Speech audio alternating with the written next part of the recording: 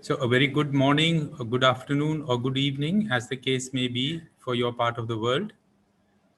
On behalf of NCRA, I welcome you to this memorial meeting that we are having to pay homage to Professor Govind Swarup.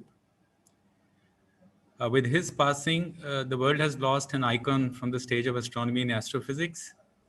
India has lost a pioneer and a true trailblazer who set up the foundations of an entire new field from scratch in the country. And many of us have lost a much valued, a much loved friend and father figure. And it is a measure of this stature and eminence of Govind Swarup that we find ourselves overwhelmed with the number of responses we received from individuals wanting to participate and speak at this memorial function. And in spite of our best efforts, we have not been able to accommodate several respondents, and I very much regret that. Nevertheless, we have a rather long list of participants, and hence I request all of you to restrict your tributes to about 2 minutes and not longer. And as far as possible, please follow the text material you had supplied so that we can keep the program on track. We've tried our best to adjust the schedule to match time zones of individuals from across the world. So we will start with colleagues from Australia, where it is already late in the evening. And then most of the colleagues from the United States are scheduled to speak towards the end of the program. And hopefully they would have had enough time to become ready and alert after waking up.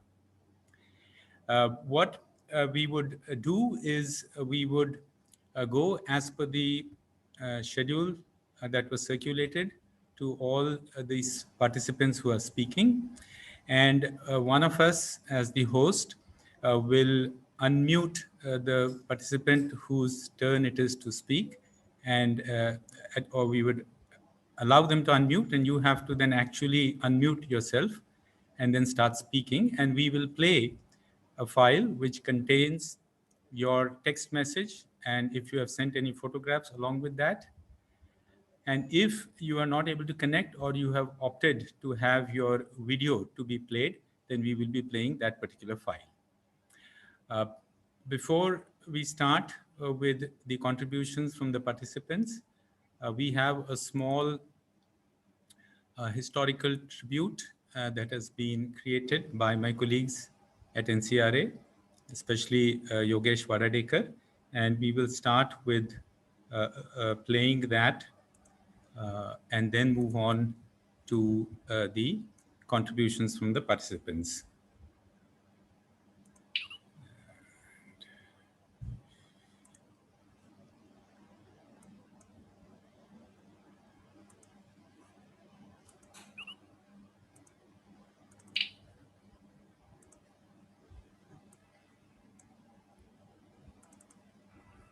Govind Swarup was born on 23rd March 1929 and spent his early years in the small town of Thakurdwara in the Moradabad district of Uttar Pradesh. He obtained his master's degree from Allahabad University in 1950 and joined the newly formed National Physical Laboratory in New Delhi.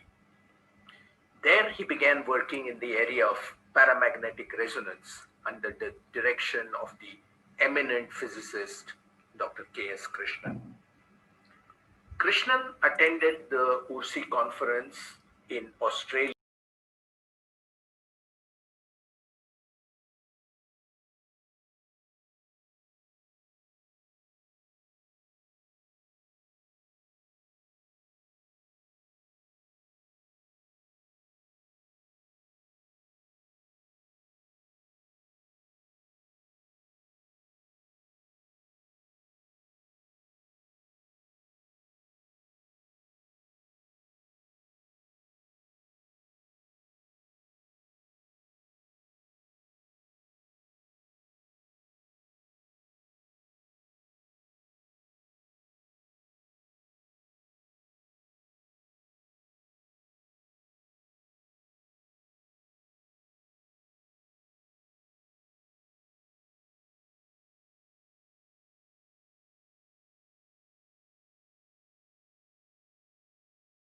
extensively on studying the sun with the telescope array at Bonds Hill. In 1956, Swarup joined the Fort Davis radio astronomy station of Harvard Observatory, located in Texas, to continue his work on the sun. While at Fort Davis, Swarup discovered a new type of burst from the sun, a type U burst.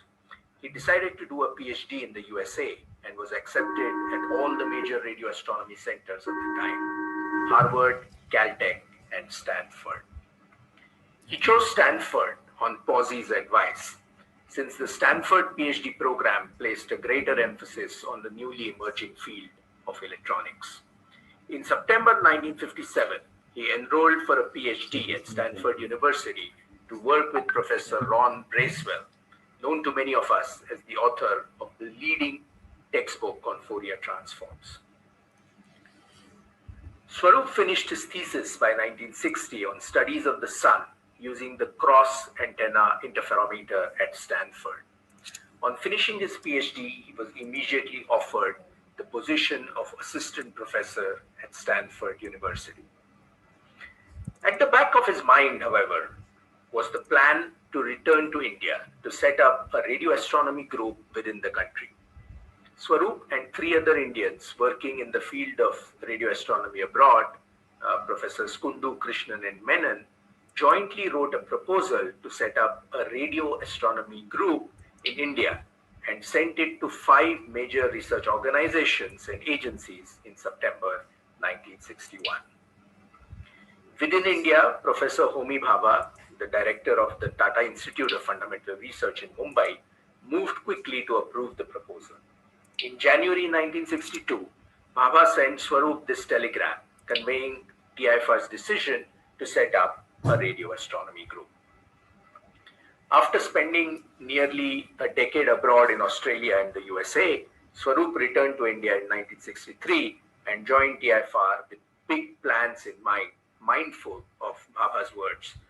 If your group fulfills the expectations we have of it, this could well lead to some very much bigger equipment in radio astronomy in India than we foresee at present. By 1965, he had used the dishes donated by the Potts Hill telescope to set up a solar telescope at Kalyan near Mumbai. Around this time, he thought of a clever design for a new large telescope that could use the lunar occultation technique to find accurate positions of radio sources. These could then be used to distinguish between the steady state and Big Bang theories. Bhabha enthusiastically supported the idea, and a suitable site was identified near Ooty. Many critical mechanical and electronic components required for the new telescope were manufactured for the first time in India. This design and construction effort was led by a young team with a median age of only 27 years. This massive telescope, a 500-meter long and 30-meter wide parabolic cylinder, had its rotation axis parallel to the Earth's axis and could follow a radio source from rise to set. By 1970, the Ooty radio telescope was complete. Over the next decade, this telescope made many new discoveries in astronomy and contributed to studies of the sun, interplanetary scintillation, pulsars, and the most distant radio quasars. Swarup and his student Vijay Kapahi showed that radio source counts were consistent with the predictions of the Big Bang theory. By the early 1980s, new technological developments made it possible to envision a telescope even bigger than the world. Swarup then dreamt up his biggest project yet, the Giant Meter Wave Radio Telescope. An important science driver of this giant new telescope was to discover primordial hydrogen clouds in the very distant universe. The GMRT consists of 30 parabolic dishes of 45-meter diameter each. A novel design allowed the reflecting surface to be made from thin stainless steel wires, making the dish light and reducing wind loading effects. Overcoming innumerable technical and financial challenges, Swarup and his team completed the telescope by the year 2000. Since 2002, the GMRT has been open to the international astronomy community. Astronomers from 40 countries have used the facility for studies of all kinds of radio sources. Till the very end, Swarup's enthusiasm for his subject remained undiminished. He attended research seminars regularly and gave occasional talks about his work. In 2017, he co-authored a paper on radio observations of the planet Venus, 62 years after he wrote his first research paper in 1955. The team of engineers and scientists that he trained have a big responsibility to continue and grow his legacy. His life was truly his message.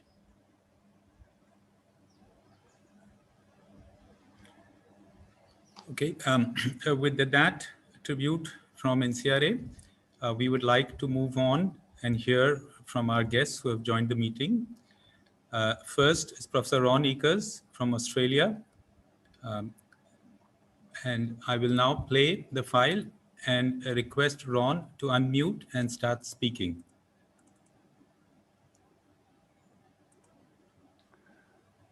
Okay, Ron Akers here from Australia.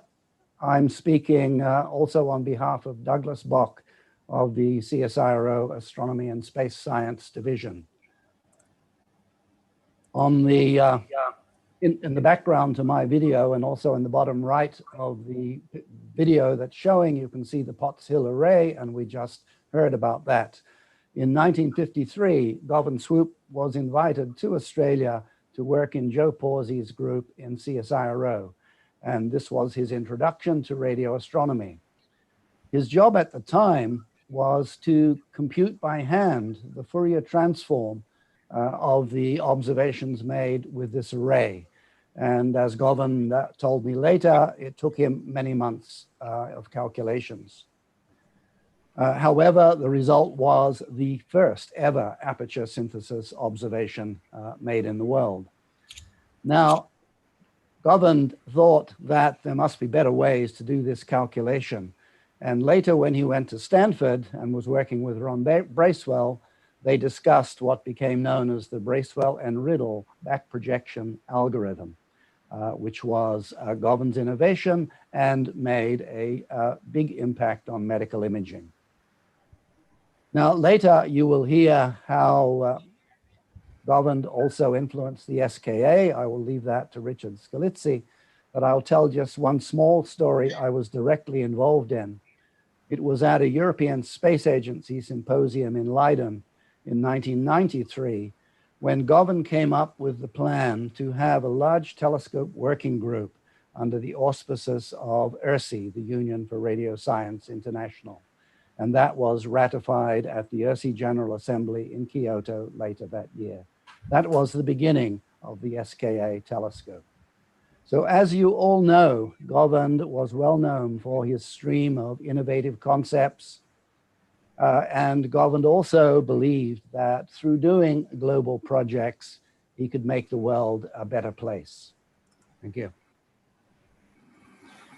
Thank you, Ron. Next, we have Dave Johnsey, also from Australia.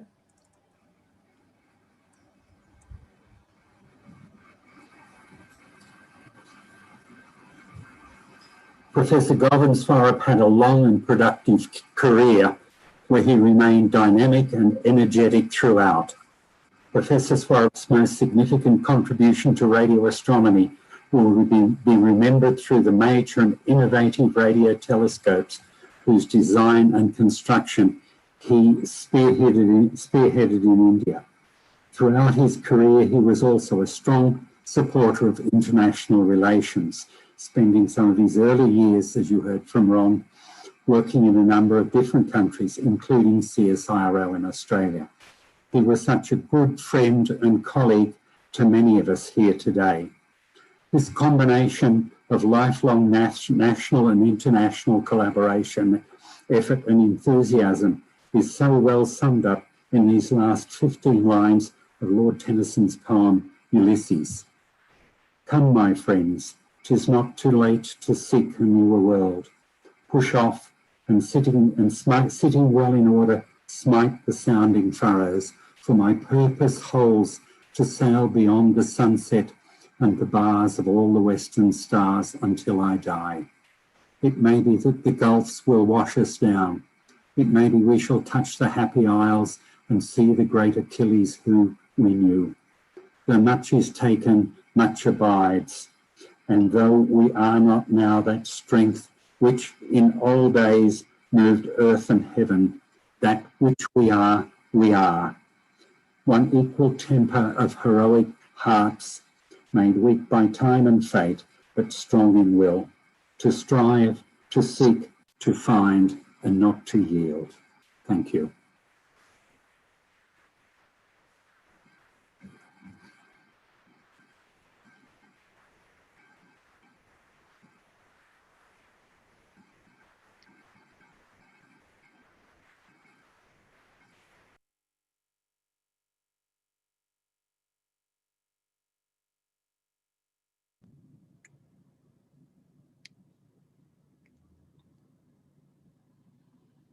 Hello, Jai Shivrai, a Member of Parliament, Dr. Amol Kule. I pay tribute to Padma Shri Dr. Govind Swarup ji for his immense work and contribution in the field of radio astronomy. What I feel most important was when the era of scientific research and radio astronomy was in early stage. Dr. Swarup inspired many by his work and his contribution in this field. Not only he made our country proud, but also his work will be remembered for generations to come. And as a human being, despite at the pinnacle of success and achievements, his humbleness and his down-to-earth nature touched many hearts, whoever came across him. So I personally feel that the true tribute to this national hero will be walking the path Dr. Swarup has shown us and making us country proud and powerful in the field of radio astronomy. Thank you. Thank you, Dr. Kole. Next, we have Shri Atul Benke, who is the member of the Legislative Assembly of the state of Maharashtra from the region where the GMRT is located. And so, Mr. Benke, it is over to you. Hello, I'm Atul Benke.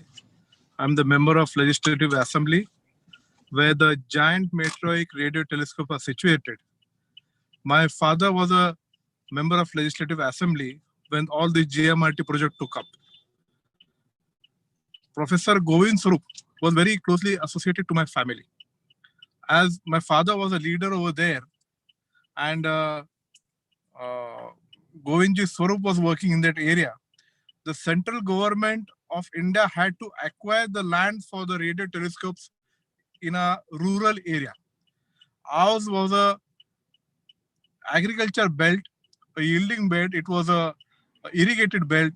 So the farmers agitated too much for giving their lands over there. But the central government was very much to make the project.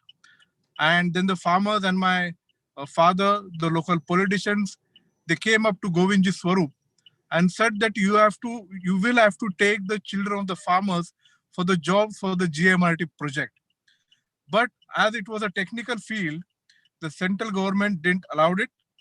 But with the immense pressure by Honorable Govindji Swarup, he made it possible that all the non-technical jobs will be given for the local people. And there, all the politicians, the people, local people, they were very much happy. Govindji Swarup, his social life was very good. Any help required to the children, he was always available. He was a very homely man. He made lots of friends over there. All the businessmen, all the farmers, all the government officials, and all the politicians over there also. So he was a very close associate to our junior people, the local people over there.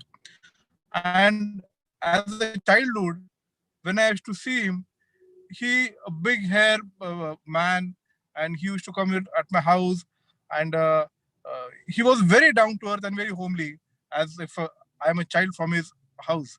So whenever I grow old, I would like to be like him and admired by all the people. So it is a huge loss for the nation, to our country, to all the local people, and to my family also. I pray God that may his soul rest in peace. Thank you. Thank you, Mr. Benke, for your kind words. We now move to Sri Vishwash Kale from Kodad village. Is the Sarpanch, the head of the village. So, and this will be a video that is already recorded by him in Marathi, but the English translation is there on the screen.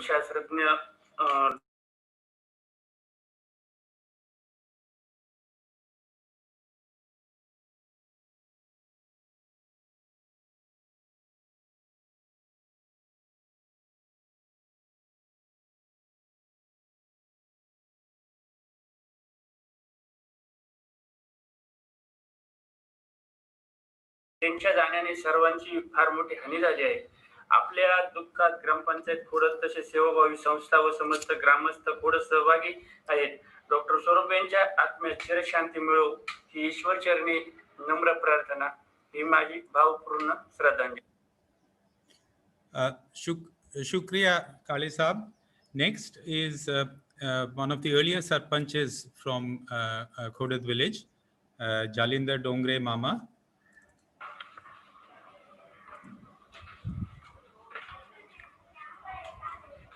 खगोलशास्त्राचा विविध अंगाने अभ्यास करणारे आणि संशोधन करणारे जागतिक कीर्तीचे शास्त्रज्ञ doctor Govind Swarup आज आपल्यात आहे. दिनांक 7/9/2020 रोजी त्यांचं वार्धक्यानं दुःखद निधन झालं आणि आपण एका महान शास्त्रज्ञाला या ठिकाणी हरवलेलो आहोत. JMRT प्रकल्पाचे किंवा आम्ही त्याला मराठीमध्ये महाकाय दुर्बीण प्रकल्प म्हणतो, अशा या प्रकल्पाचे ते जनक होते आणि आपल्या असामान्य कर्तृत्वामुळे त्यांच्या या महत्वपूर्ण योगदानानं देशाच्या नागरिकात भर पडलेली आहे. खोडद गावामध्ये त्यांनी जाणीवपूर्वक काही काम केलेलं आहे.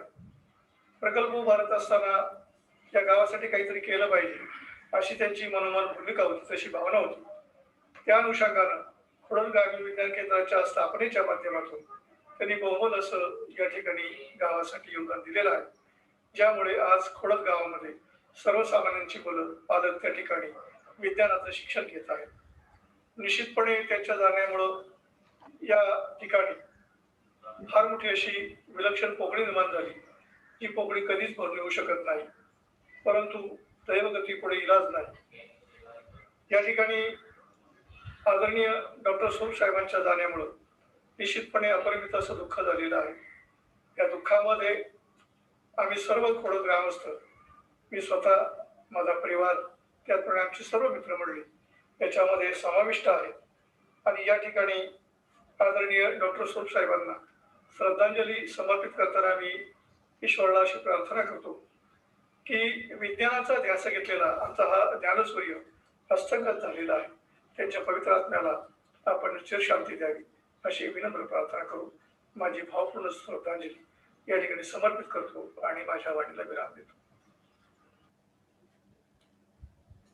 Shukriya Dongre Mama. After these tributes from the local people in JMRT and Juna region, we now move to Professor Ashutosh Sharma, who is currently Secretary, Department of Science and Technology of the Government of India. Professor Govind Swarup was not only an extraordinary scientist, but indeed a national icon. It is rare for a scientist to command such widespread public appeal. This is because he was not only brilliant scientist, but one among the prominent nation builders. His efforts put India on the global research map in radio astronomy. He showed by way of real examples that it's not the resources that constrain the limits of scientific ambitions, but the limits of our imagination and creative abilities. He was a crusader for self-reliance in instrumentation and Atmanirbhar Bharat. He inspired scientists from across the institutions in the country to work for common scientific goals. including in the Department of Science and Technology institutions such as Raman Research Institute, Indian Institute of Astrophysics, and ARIES. RRI made important contributions to GMRT, and he guided IIA in building a 90-inch optical telescope right here indigenously. More recently, ARIES benefited tremendously from his guidance as the chairman of the governing council. With his passing away, India really lost an outstanding person, a scientist. The paradigms for practice of scientific research that he championed and followed will continue to guide us in the times to come. All of us pray for the peaceful journey of his soul. Thank you, Dr. Sharma. And now we move on to Ramesh Bhat from Australia, who was earlier started his career as a student in NCRA. Govind Swarup has been nothing short of a phenomenon in radio astronomy. It's my privilege to have had him as one of my mentors in the early days of my career. In fact, Govind was still the director at NCRA when I started as a student. Naturally, in my formative years, he had a great influence on me. A characteristic of Govind was that he used to take personal interest in everyone's research, including a beginner like me back then. That is something always motivated us to work harder. I take great pride in saying that my PhD research made extensive use of the Uti radio telescope that he built. In fact, several hundreds of hours of pulsar observations from that telescope have gone into my PhD thesis and all the publications that came out of it. Interestingly, many years later, my career path has brought me back to low-frequency radio astronomy, taking me back to the roots and prompting me to recollect those good old days and all the wisdom Govind imparted. Here at Curtin, radio astronomy is indeed a major focus area, particularly with the SKA law coming to Western Australia. And in preparation for that, we have been doing a lot of pulsar work at low frequencies, and we get to use the GMRT, another great telescope that Govind built as his contribution to global astronomy. Govind has left a deep void in astronomy, but he has also left a great legacy for us to take forward. Thank you. Thank you, Ramesh. Next, we have Dr. Kasturi Rangan, ex-chairman of Indian Space Research Organization and a very close friend of the astronomy community. But I don't see him online. Dr. Kasturi Rangan, are you, if you're there, can you please unmute and speak? Otherwise, we shall play the video file that you have provided.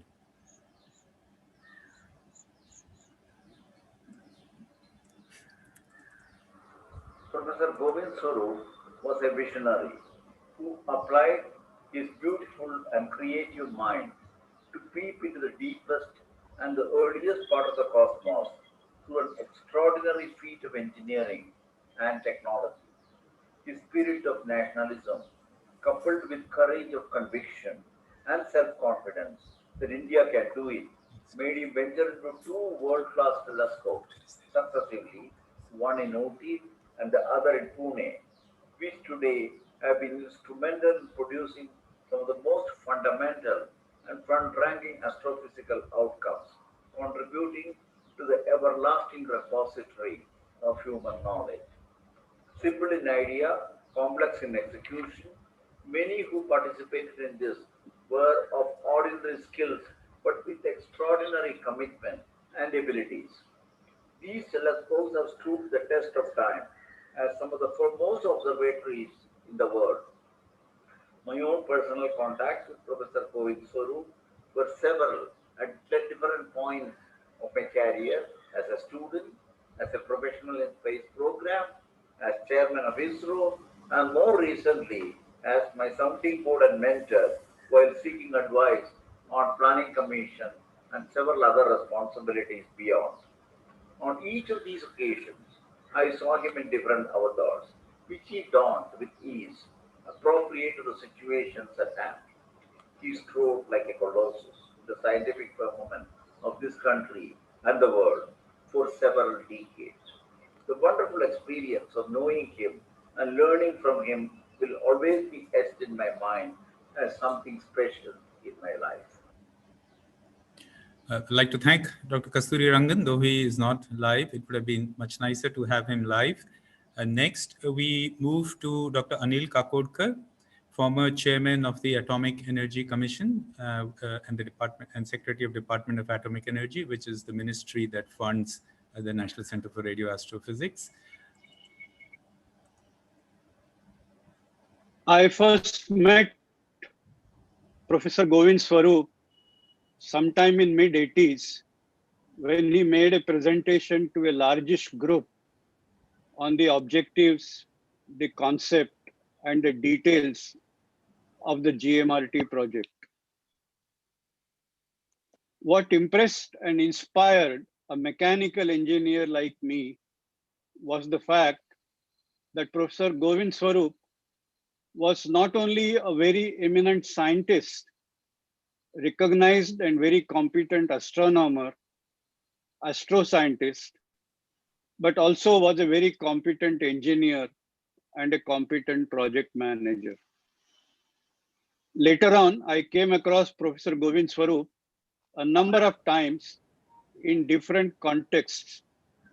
And what has made a deep impact on me is his holistic approach to deal with scientific research, instrument and equipment building with a high degree of self-reliance, value addition within the country, and an overall approach to doing science in the country, which actually emulated the principles and ideals set forth before all of us by Dr. Bhabha. And I always felt that Professor Govind Swarup was the next Dr. Bhabha for at least a person like me. I use this occasion to pay my respects to his memory and wish that we continue his legacy for times to come. Thank you. Thank you, Dr. Kakoda. Next, we have Professor Michel, former Director General of the Council of Scientific and Industrial Research of India. Yes, thank you. I met Govind for the first time after joining National Chemical Laboratory in Pune almost 4 decades ago. The lovely, lovely smile on his face in the very first meeting that I saw was exactly the same lovely, lovely smile that I saw time during his 90th birthday celebrations.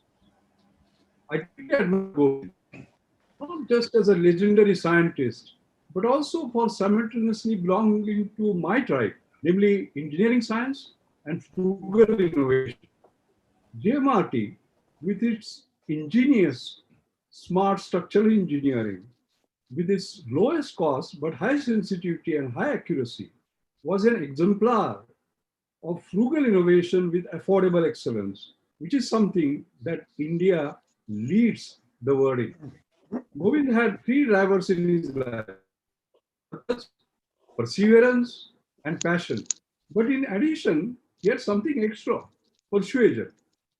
I was a personal witness to all these 4 attributes when I saw him conceptualize and champion the building of what were then to become Indian institutions of science, education, and research when I was a Science Advisory Council to the Prime Minister member. And I just saw this in abundance. This showed that Govind was not just a telescope man of India, as he is popularly known among common man, but he also had a grand telescopic vision of Indian science. He could see further than all of us. Today we talk about Atmanirbhar Bharat, self-reliant India. Govind was an epitome of Atmanirbhar Bharat with Atmavishwas, self-confidence, self-reliant India with self-confidence.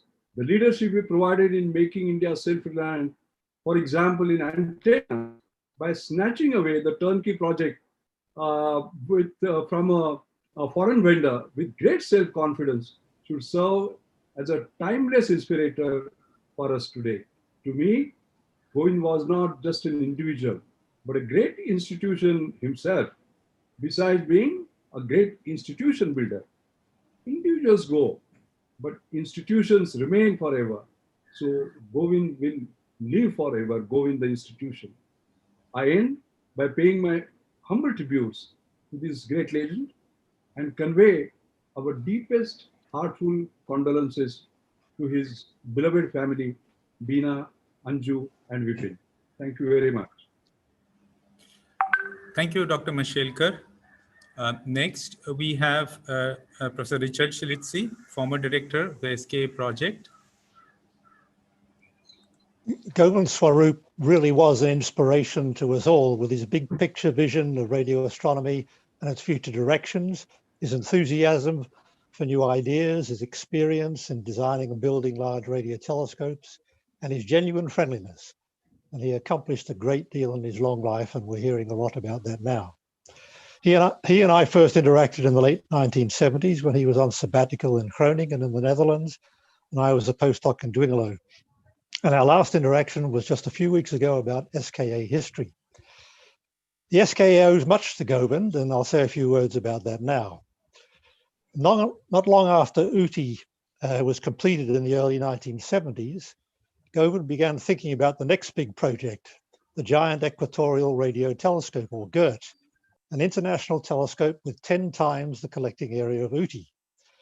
But when it became clear at the end of 1983 that GERT wasn't going to be funded, Govind then radically changed the concept into what became the GMRT. And he told me that he came up with the idea while seeing in the 1983-84 New Year with a glass of whiskey. And somewhere there's a picture of showing a reenactment of that moment that he made for me last year. One aspect of the GERT science case that came up again independently for the SKA was the possibility of detecting neutral hydrogen in emission in the distant universe.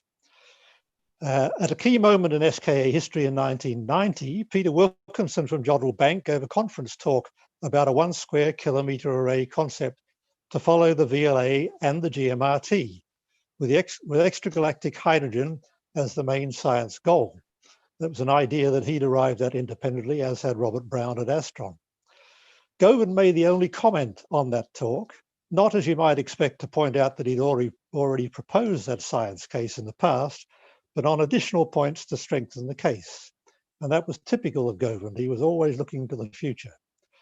And as Ron Eakers has already mentioned, Govind and Ron proposed a global working group under URSI in 1993 to actually take up the challenge of realizing a big telescope such as been proposed. And this is now recognized as a formal start of the SKA, the project in which India continues to play a leading role. As I said at the beginning, the SKA owes much to Govind. And for me personally, it was a great privilege to have known and worked with him. Thank you. Thank you, Professor Shillitzy. Next, we have Professor Sandeep Trivedi, outgoing director of TIFR. Thank you, Yashwant. Should I start? Yes, please go ahead. Yeah, please forgive me. I'll depart a bit from my written comments. Professor Swarup's contributions for the growth of science, especially in India and at the Tata Institute of Fundamental Research, were truly monumental. Professor Govind Swarup का विज्ञान के क्षेत्र में योगदान बहुत ही महत्वपूर्ण रहा है, खासकर भारत के लिए और हमारी संस्था टाटा मूलभूत अनुसंधान केंद्र के लिए. He told me in our first conversation that he grew up steeped in the ideals of the freedom movement. And he felt he had to respond to Dr. Bhabha's call to return to India and start radio astronomy here. The group he created, the instruments he built with his remarkable ingenuity, and the very high quality of science he did, I feel actually exemplify in the best possible way the ideals of our young nation. that with a mind without fear, rid of the cobwebs of colonialism, we were as good as anybody. We could do as good science and moreover extend a hand of friendship and cooperation to the international community.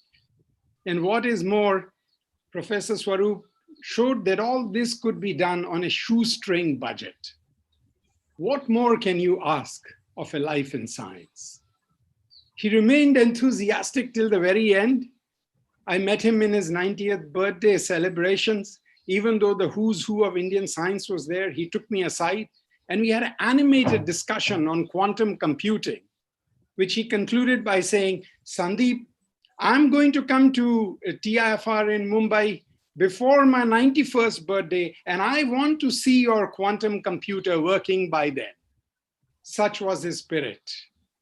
आज मैं उनकी याददाश्त को श्रद्धांजलि देता हूँ और आशा करता हूँ कि सब वैज्ञानिक हमारे देश के, खास करके हमारी TIFR में उनकी जीवन से प्रेरणा लेते जाएं. I give my tributes to him today, and I hope that all scientists across the country, especially at the Tata Institute, will continue to draw inspiration from his life forever. Thank you. Thank you, Sandeep, for those inspiring words. Next, we have Professor Ramakrishnan, who's actually just taken over from Sandeep Trivedi as the incoming director of TIFR. Thank you, Yashwant. You know, Professor Govil not only inspired the astronomy group all over India as well as in the world, he also inspired people who are working in other branches of physics, especially experimentalists who even work on tabletop experiment like, you know, condensed matter like me. So as a graduate student of TIFR, I admired Professor Govind Swarup for a lot of his vision, not only the vision and also his ability to fulfill that vision. That was in a graduate school. When I saw, whenever he gives a talk, I made a point to attend it because I considered him as the best experimentalist which I ever found. Later, as an independent researcher, I found that none can match his successful effort to do cutting-edge science by building a world-class facility like the GMRT with a shoestring budget. You know, he showed us that you can do world-class science with a very, very minimal budget.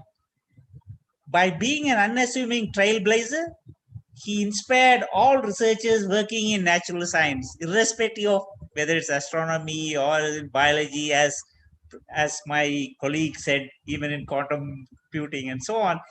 People were not afraid to take up, you know, however big is the experimental setup, they have a role model in Professor Govind Swarup.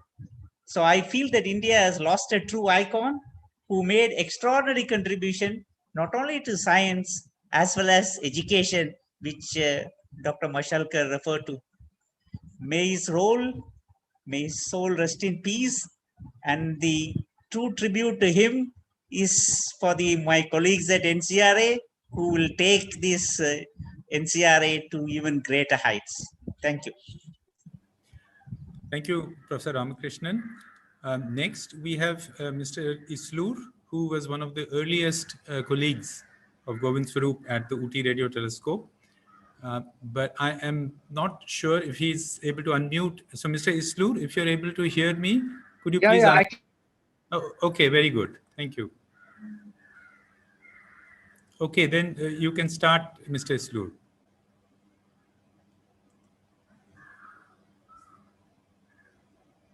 Oh, okay, so it looks like it's hello. Still, yes. Yeah. Play them. Okay. Okay, maybe Mr. Islur looks like having difficulty with his connections. Can you hear us, Mr. Islur? Yeah, I can hear. Yes, I can hear. But I would like you can play the video. You would like me to read? Yeah, if you could do that, that would be nice. Yeah. Since you're online. Oh yes, fine. I will do that.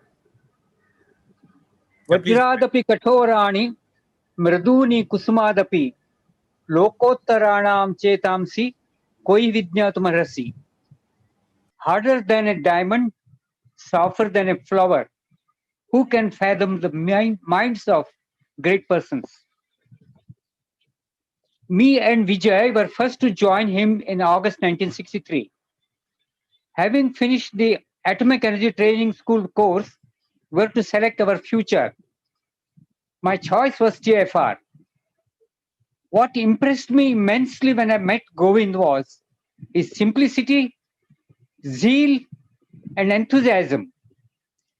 And of course, he wanted to do something for the country and science in our country. He talked about starting a new group in radio astronomy. Mind you, it's going to be hard work physically and mentally, he said, after giving a brief introduction to the subject and his plans. We have to start from very scratch. Are you ready? He said. After a pause, I told him, yes, I am. Oh, take some time, Islur. Think over.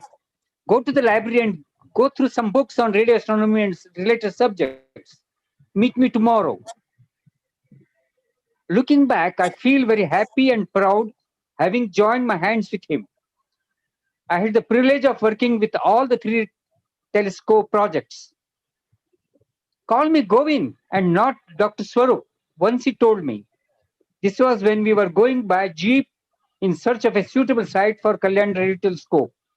It was back in 1963. I was a bit puzzled, being a student, at his simplicity and warmth. And till the end of his life, he was very warm. He was too friendly. He never showed himself it is his, seniority. For all of us, Govind is G for genius, O for outspoken, V for visionary, I for intellectual, N is nationalist to the core, and D for Dean of Radio Astronomy in India. Yeah, thank you, Mr. Yeah. I pay my respects to him and to his family. Thank you, sir. Thank you so much, Mr. Islur.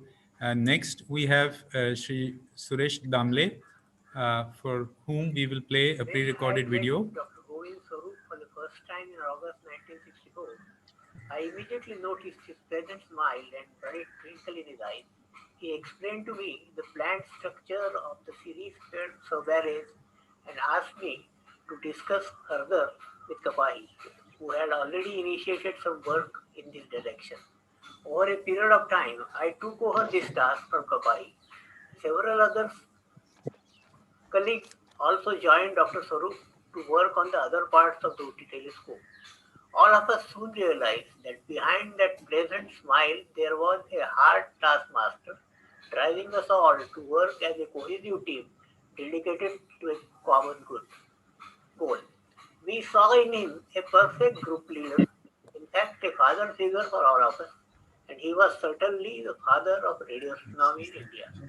After the UT telescope was commissioned, I returned to Mumbai and with Dr. Swarup's support and guidance, started working on sponsored projects with Dr. Sitaram for the Moonix program of IMD. Throughout all this subsequent work, Dr. Swarup always remained my guiding spirit. Even a decade later, when I started working in Samir on building the MSC radar project at Tirupati, it was Dr. Swarup's support and guidance which proved crucial. In this sense, he remained a father figure all through my career. Thank you, Mr. Damle. Continuing with the trend of the oldest colleagues of Govind Swarup, we now move to D.S. Bagri. Hello, everybody. I joined Govind's group at Tata Institute in 1964 and was part of his group till 1985. Most of us were just out from college when we joined his group. He was always very caring, affectionate, inspirational. He was a great mentor. Govind literally treated us as his own kids and allowed us freedom to grow in every possible way. He taught us not only engineering and science, but also how to face adversities in life. One example that comes to mind is when UT telescope met with accident as it was just getting completed. He did not waste time mourning about the accident and immediately faced the challenge to make it work again. He was very focused and able to switch with great ease from one topic to another almost instantaneously without losing focus.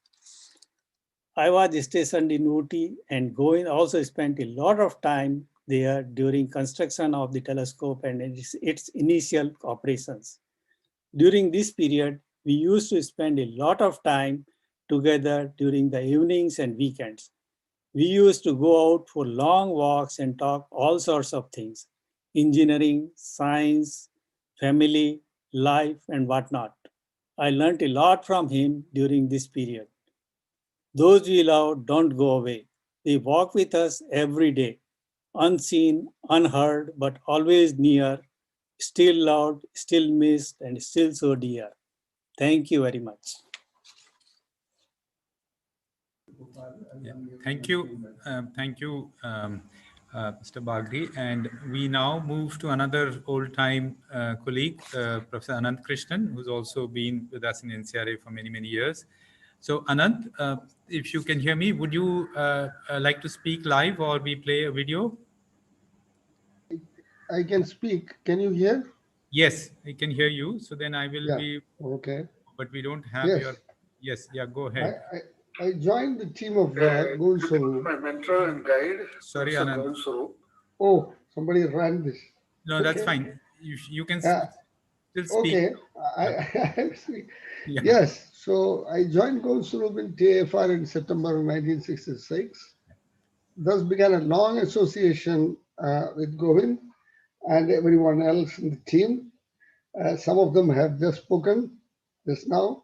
The excellent teamwork under his guidance paved the way for solving many hurdles and achieving extraordinary dreams like building the Ooty radio telescope and GMRT later. He saw from the first light from the Ooty telescope on the night of February 18, 1970. Govind had boundless energy and embarked on the Ooty synthesis radio telescope, and then again on giant equatorial radio telescope about which Richard talked, and finally on the GMRT, which, as Richard said, was the idea came to him after a night of revelry and a glass of whiskey. He put us all to hard work when he was a taskmaster to excel in instrumentation as well as in science. He motivated everyone on what he wanted to achieve in the time available. He was persistent and he created a very large school and facilities that are likely to remain strong for a very, very long time. After his formal retirement, I had the privilege of taking up GMRT and commissioning it. And then he tried to set up an Indian Institute for Science and Technology Education with Professor V.G. Bide.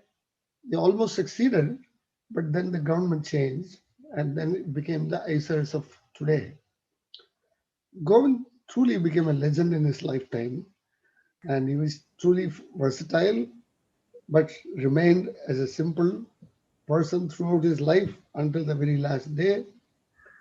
May his soul rest in peace, and my heartfelt condolences to Beena, Anju and Vipin and their extended family. Thank you. Thank you, Anand. We next move to another old-time colleague, Professor Gopal Krishna. And Gopal, I understand we are playing your video.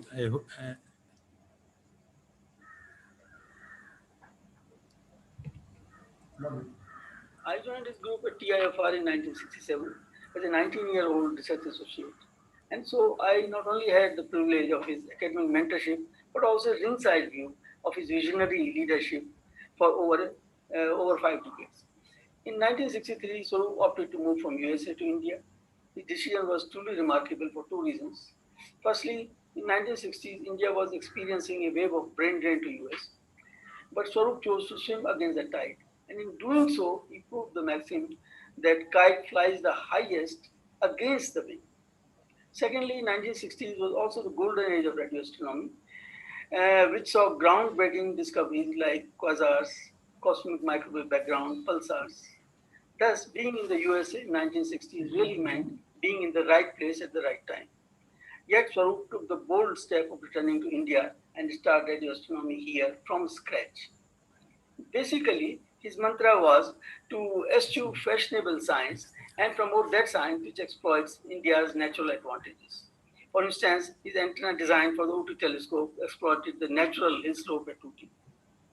Likewise, he developed the smart design concept for GMRT antennas to exploit the fact that this region doesn't get snow. Today, dozens of engineers and scientists nurtured in Swarup's ecosystem are making important contributions across the globe. And many of them were trained at Ooty telescope and at the Ooty synthesis radio telescope, which was really the seed of GMRT. And GMRT paved the way for the square kilometer array, the telescope of the future. The iconic voyage of Prof. Govind Swarup makes him a Navratna of science in independent India. In my humble opinion, it would be fitting tribute to his memory that GMRT Observatory at Kota is named after him. Thank you, Gopal.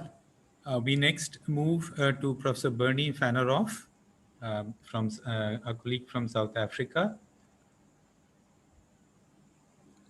Thank you. Govind will be sorely missed around the world. He was an inspiration for us, I think for everyone, for his contribution to world astronomy, which people have described, for the huge role he played in building radio astronomy in India, and for the friendship and the help he gave to us in building radio astronomy in South Africa.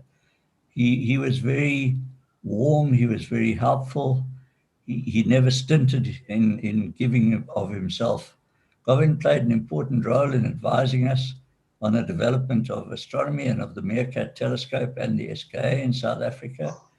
He was a warm and a very generous friend. He played an important role in the SKA, as we've heard, as a global project, and his continuing interest in the SKA was both valuable and inspirational, and we will miss him. He was a great friend, and our condolences to his family and his colleagues at NCRA.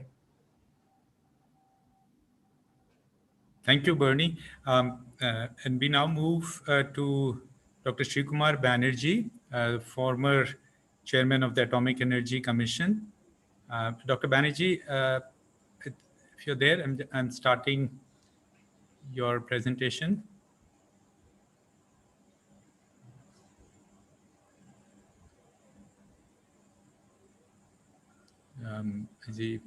Have we lost him?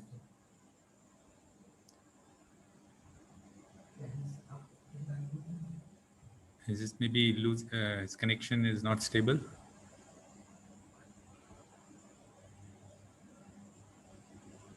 Is it unmuted now? Yes, it's unmuted. Yeah, please go ahead. Okay. So with the demise of Professor Govind Swarup, we have really lost an iconic figure of our atomic energy family. I had the opportunity of visiting Ooty before I met Professor Govind Swarup personally. I was awestruck by the sight of this half a kilometer long and 30-meter wide radio telescope aligned along the local latitude, taking advantage of the slope of the terrain. The precise maneuvering of such a mammoth structure of parabolic cylindrical reflector and detecting feeble signals are no doubt engineering marvels. The team led by Professor Swarup conceived, designed, and built such a facility entirely with indigenous resources way back in mid-1960s. I was told that the high sensitivity of the telescope makes it capable of detecting signals from a mere one-way radio station located 10 million kilometers away. The telescope has served half a century and continues to be one of the most sensitive radio telescopes in the world. The high sensitivity and the collecting area of the Ooty radio telescope has been exploited for studies of astrophysical phenomena such as pulsars, solar wind, and photogalaxies. The exemplary ingenuity and courage shown by Professor Swarup to take up such a project when the country's industrial infrastructure was its infancy, will leave an indelible mark in the Indian scientific history.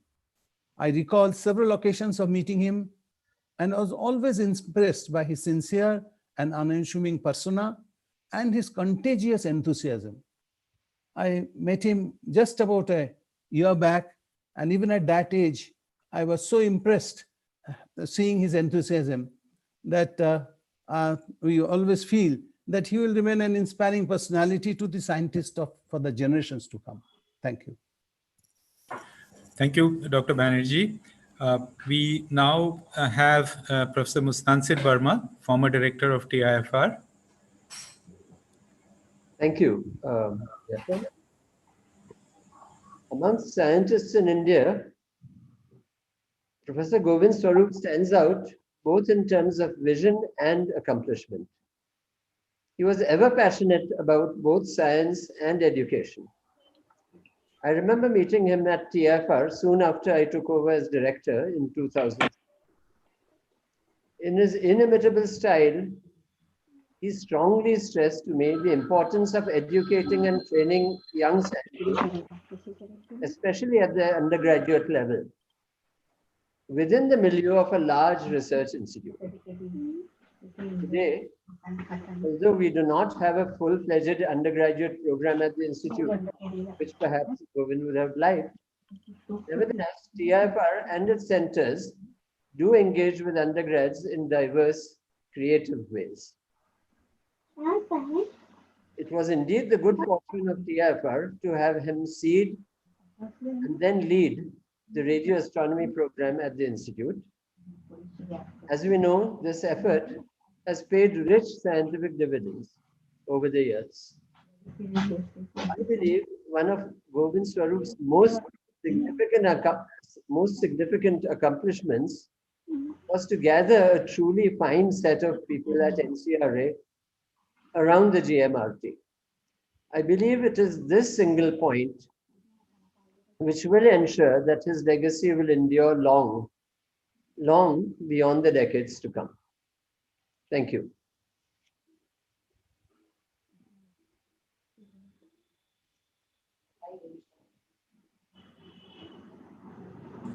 Thank you, Professor Verma. We now move to Professor Jant Narlikar, the founding director of a neighboring institute, Ayuka.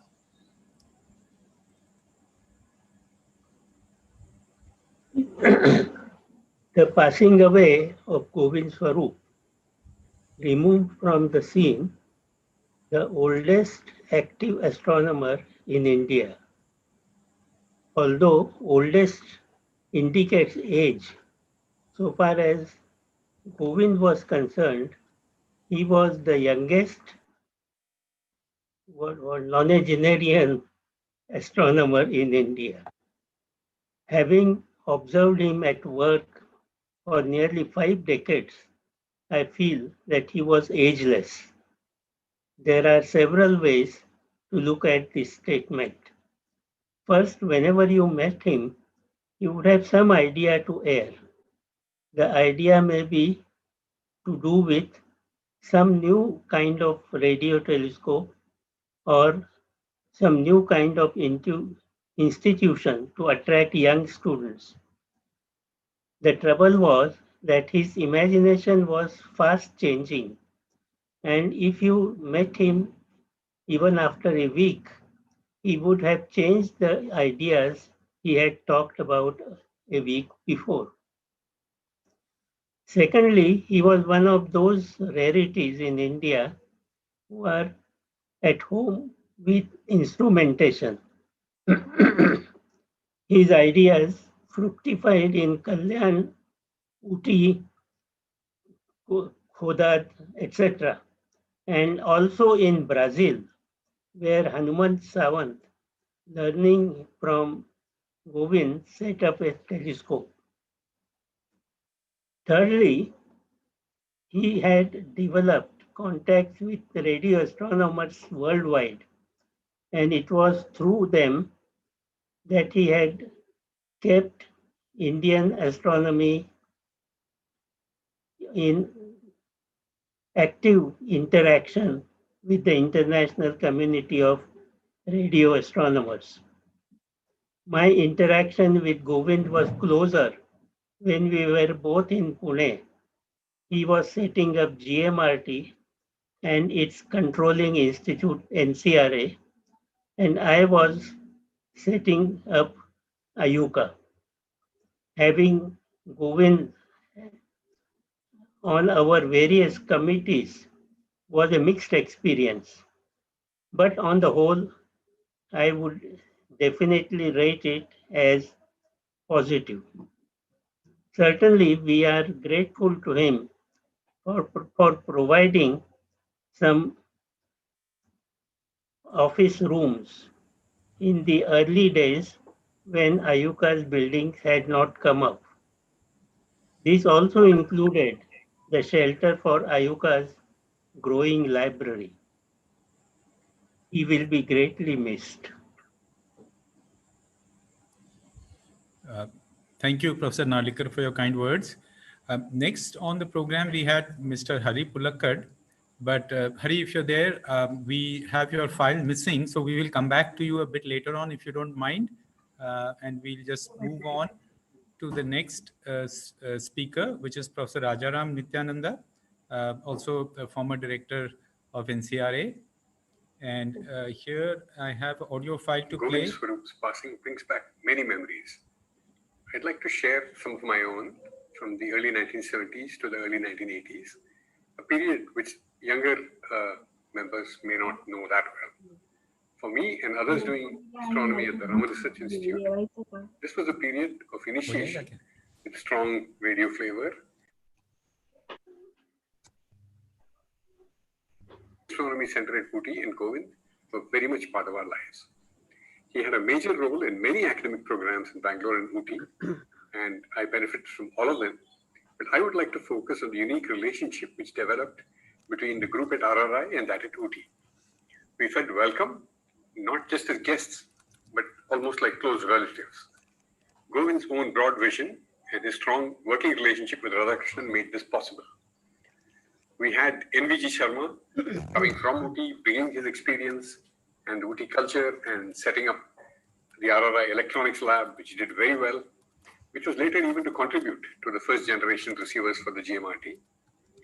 My colleague Anand Krishnan was practically a dual citizen of RAC and RRI, observing recombination lines at Ooty for years for his thesis and bringing back vivid tales of the Ooty group and all the exciting things happening there.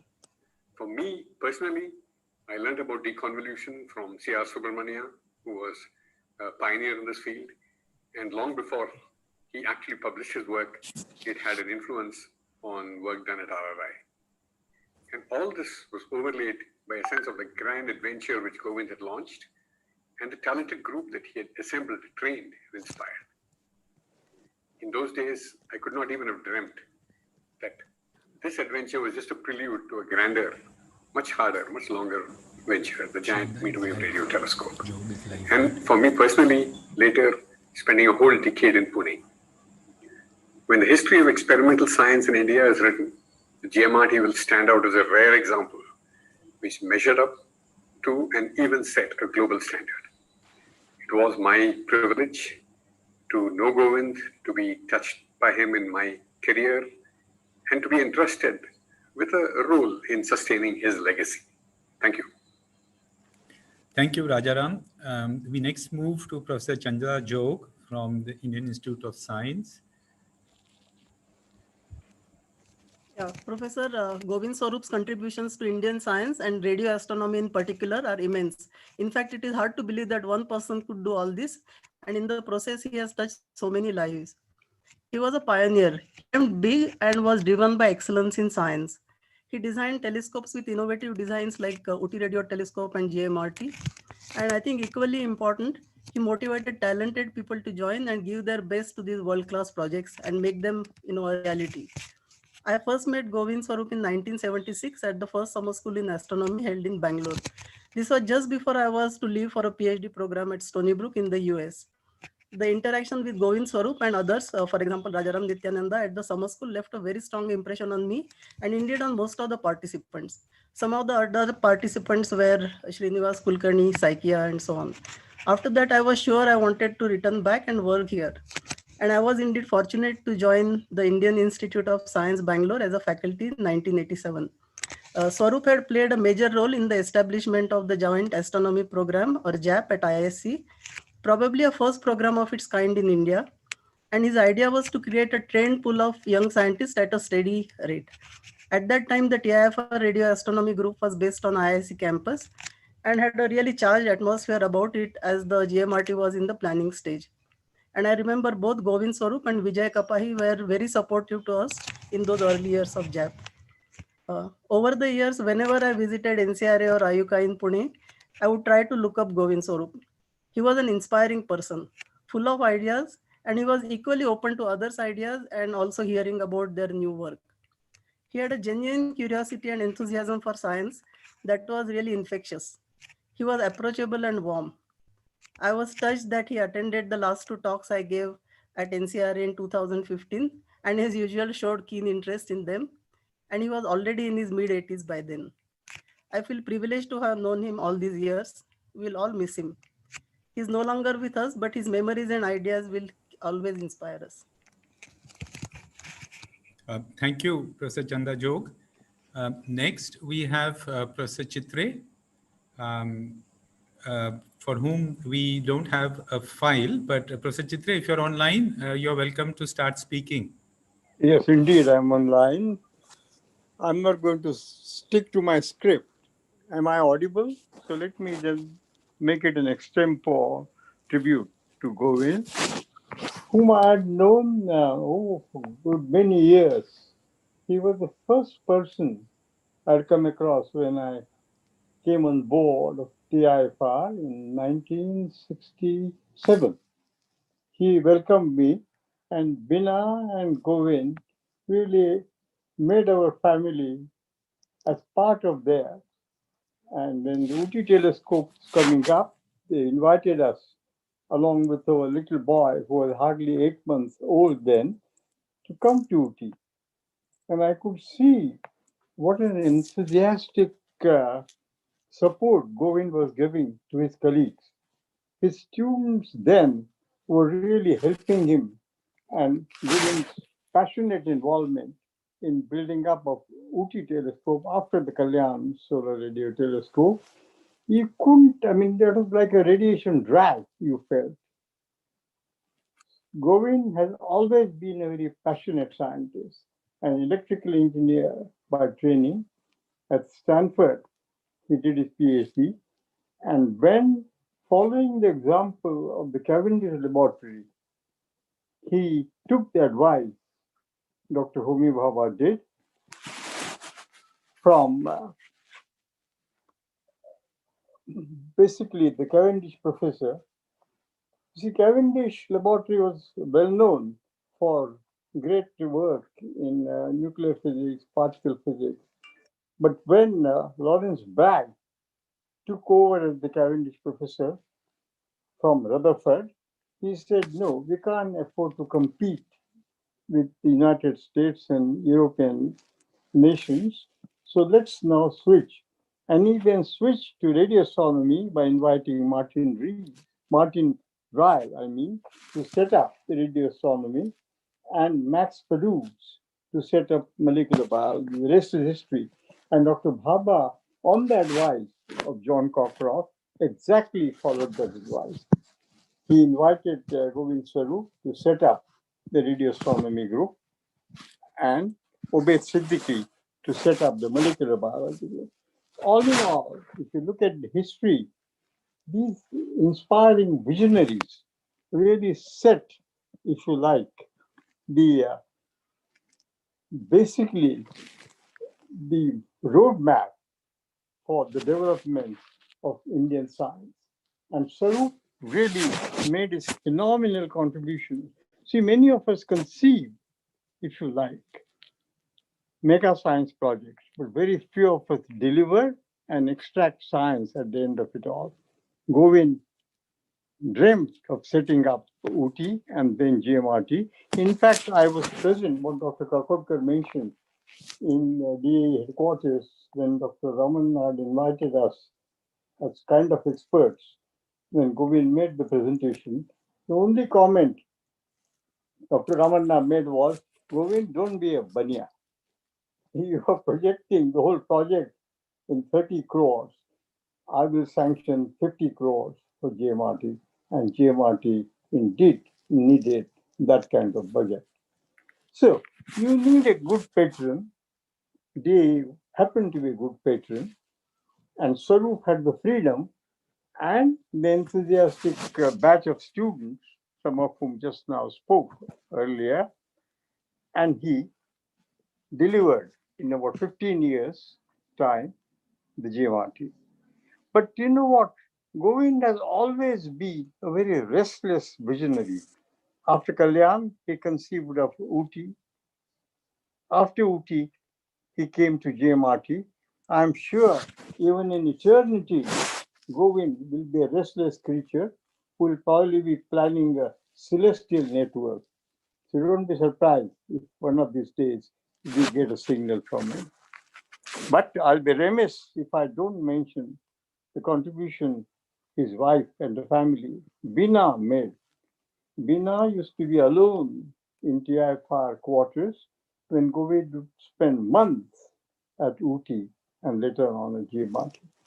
So with that, I would like to give my extempore tribute to Govind's memory, whom I will sorely miss as both my teacher and my mentor. Thank you. Thank you, Professor Chitre. We now move next to Professor Sawant, a colleague who did a lot of work in Brazil.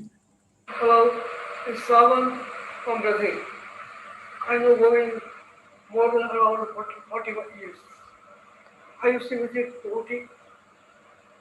One of the trips told me they will be developing GMRT near Pune.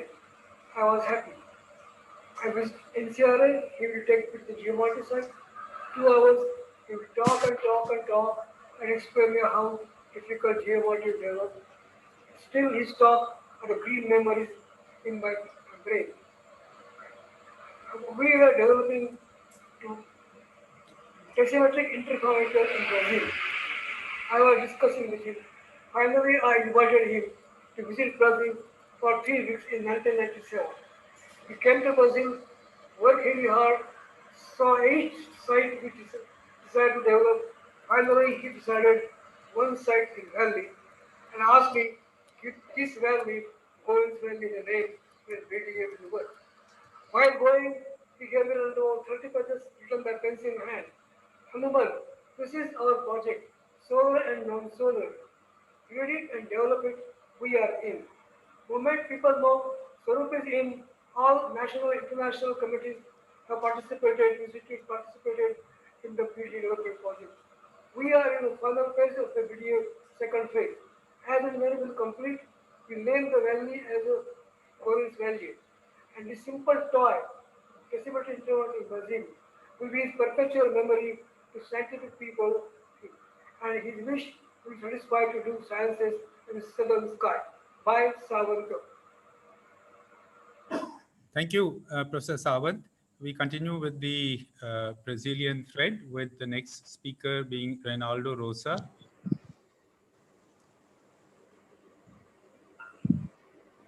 Hello, I'm Reinaldo Rosa from National Institute for Space Research, in Brazil.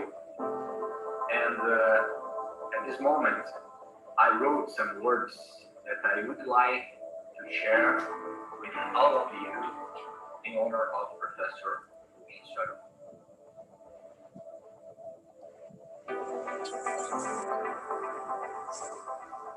Govind Swarup was one of the great scientists and one of the most complete persons of intelligence and spirit who influenced my career. I had the opportunity to be with him here in Brazil and also during my visit to India. I remember every detail of those moments and all their professional and human aspects. And everyone was always extremely positive and delightful. I was honored and enlightened to suggest and design in 2019 the Govind Swarup's Medal, an international award that in its first edition was awarded to two brilliant researchers, Hanuman Shankar Sawant and Pierre Calvin. I am sure that this award for radio astronomy will be for a long time with us to remind him and his incredible, blessed, joyful, and inspiring soul that he is with us, certainly for eternity. My condolences to family and friends, and I can say be strong and somehow happy as he has always been and will be wherever he is. I have some photos to show you.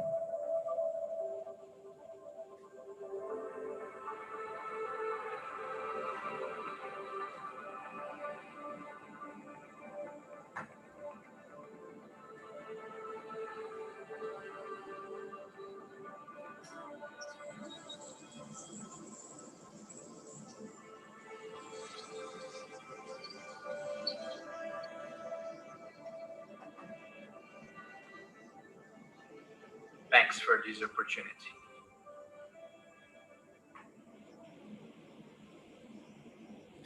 Thank you so much for this very touching and musically enhanced tribute. Now, before I hand over the role of host to my colleague Jayaram Chengalur, we'll just go back and finish the tributes from Mr. Hari Pulakkad. Our backroom has generated the files now. And so, Hari, we are ready to go with your video. I've been a journalist for about 30 years, during which time I had been writing on science and technology for 2 publications in India. I had never met Govind Swarup during this 30 years, although he was one of India's best astronomers. I met him for the first time in 2016, December, when I started work on my book. I had heard about his work, but I didn't know it in depth. And I was astonished at his work and what he had done, and even more astonished that very few people knew about it. Anyway, during the next 3 years, I met him 3 times, had about 30 to 40 phone calls, and exchanged about 70 to 80 emails. I kept asking him for information again and again, and he never said he was busy.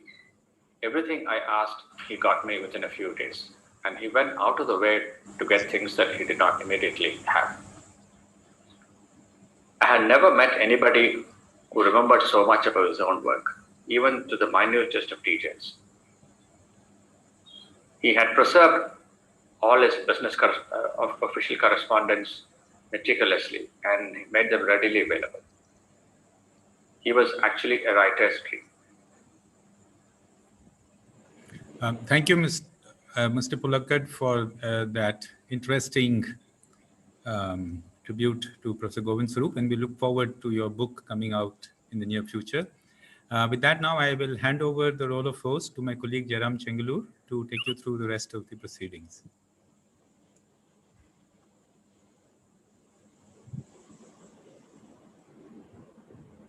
Sorry, I have to stop sharing.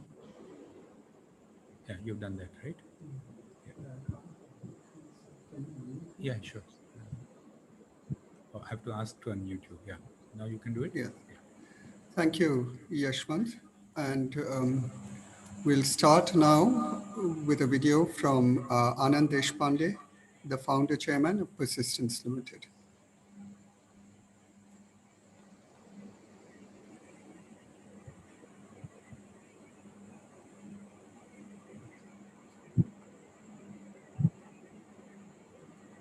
I had the opportunity of meeting Professor Govind Swarup several times after I started Persistence in the last 25 to 30 years.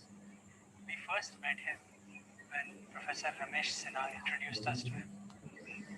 He was the director at GMRT, and I had just started a new business in Pune, and I was looking at data and other related areas. So we had some very interesting discussions, and we actually started working with GMRT in the early 90s around the APES++ project. My interactions with Professor Swarup were always energizing. It was amazing how curious he was, how he would come up with new ideas and would challenge everyone. He loved really working with younger people, and it was quite exciting to work with him. His son is my age. We were same class. Vipin and I, we are from the same batch. So he was like a father figure to me, and I really miss him. His contributions to astronomy have been amazing. I want to mention another story where I had an opportunity to work with him.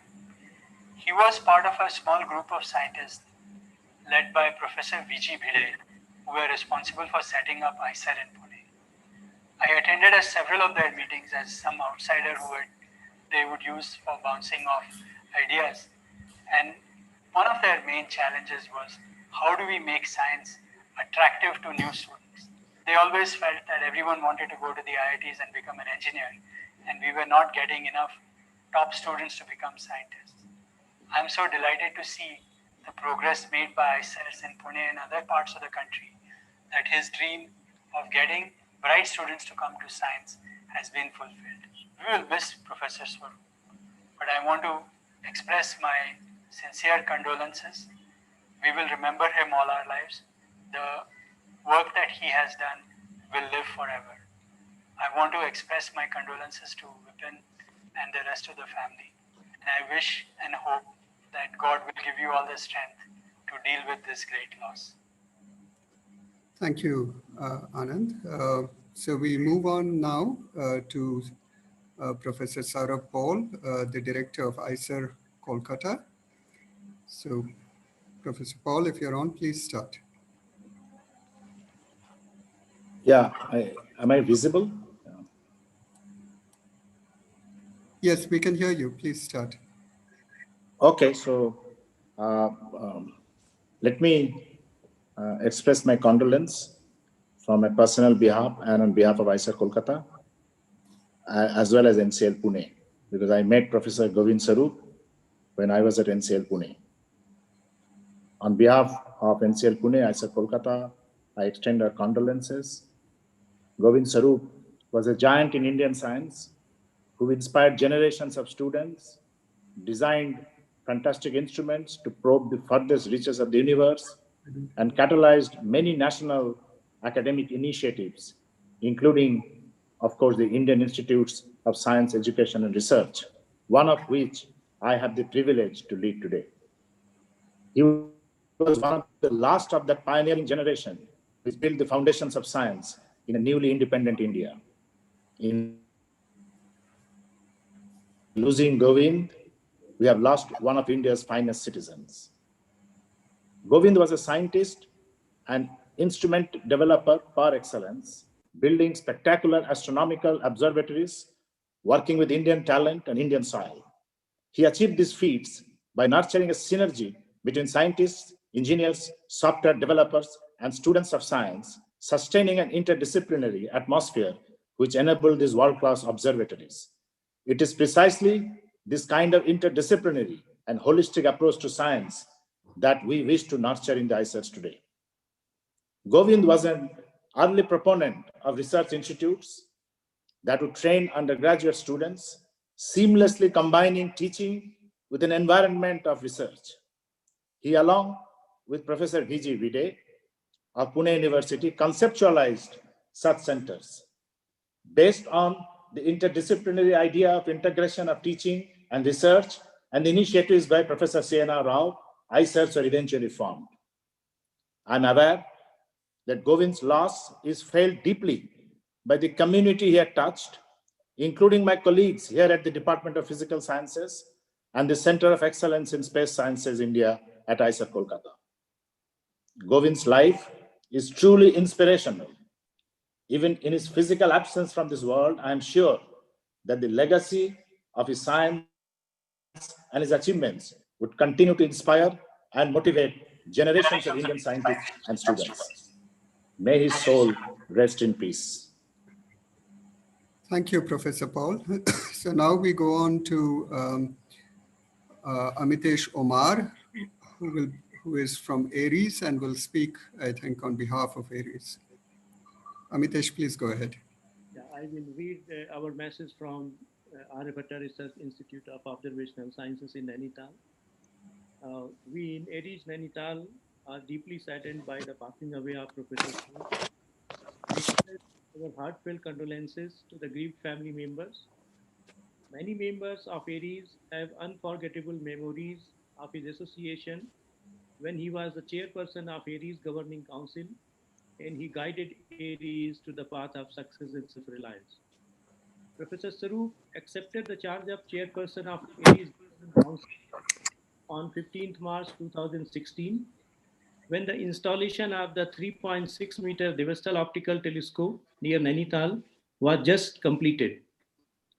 He wholeheartedly supported the Devastal optical telescope and the ST radar project and the International Liquid Mirror Telescope project of the Institute.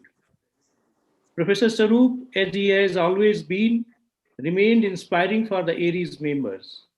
He relentlessly inquired about the progress on the back-end instruments for the telescope and the images coming from the telescope.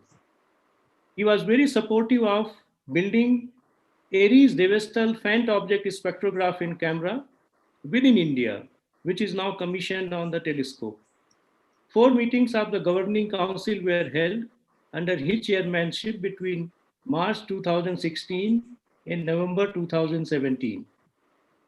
Professor Swarup visited Devastal in November 2016 despite an old age. Aries is indebted for his invaluable contribution towards the progress of the Institute. Professor Swarup has left behind an ever-inspiring legacy in the forms of his works, vision, and positive thoughts, which will keep guiding us for many years. Thank you. Thank you, Amitesh. So we'll move on now to Professor G.C. Anupama, who is the president of the Astronomical Society of India. Thank you, Jairam. The Astronomical Society of India is deeply saddened by the demise of Professor Govind Swarup. Professor Swarup was one of the early members of the society. In fact, he was the second president of the ASI as soon as it was formed. And along with Professor Venu Bappu and Abhyankar, he guided its destiny during the formative years. He was a regular figure in the ASI meetings, participating enthusiastically in the scientific deliberations, as well as in the matters of the society. Having returned to India in 1963 with a PhD from Stanford and a strong motivation, desire, and aspiration to develop radio astronomy in the country, the OT radio telescope, the Giant Meter Wave Radio Telescope, and the NCRA are testimonies of his desire and aspiration. He leaves behind a team of astronomers and engineers groomed to rise above their normal selves and meet challenges. Professor Swarup's passion for development of cost-effective and innovative technology went beyond radio astronomy. Always effervescent, with an unabated enthusiasm for science and technology, he attracted and inspired a large number of scientists and engineers of all ages. The story of his life and work will continue to inspire future generations of astronomers and engineers. A pioneer and an icon of Indian astronomy, he will be greatly missed. On behalf of the Executive Council and the members of the Astronomical Society of India, I convey my condolences to his family and the National Center for Radio Astrophysics. Thank you, Anupama, for that. We'll move on now to Professor Titiana Venchuri, the director of the Institute of Radio Astronomy, INAF, in Italy. Thank you, Jairam.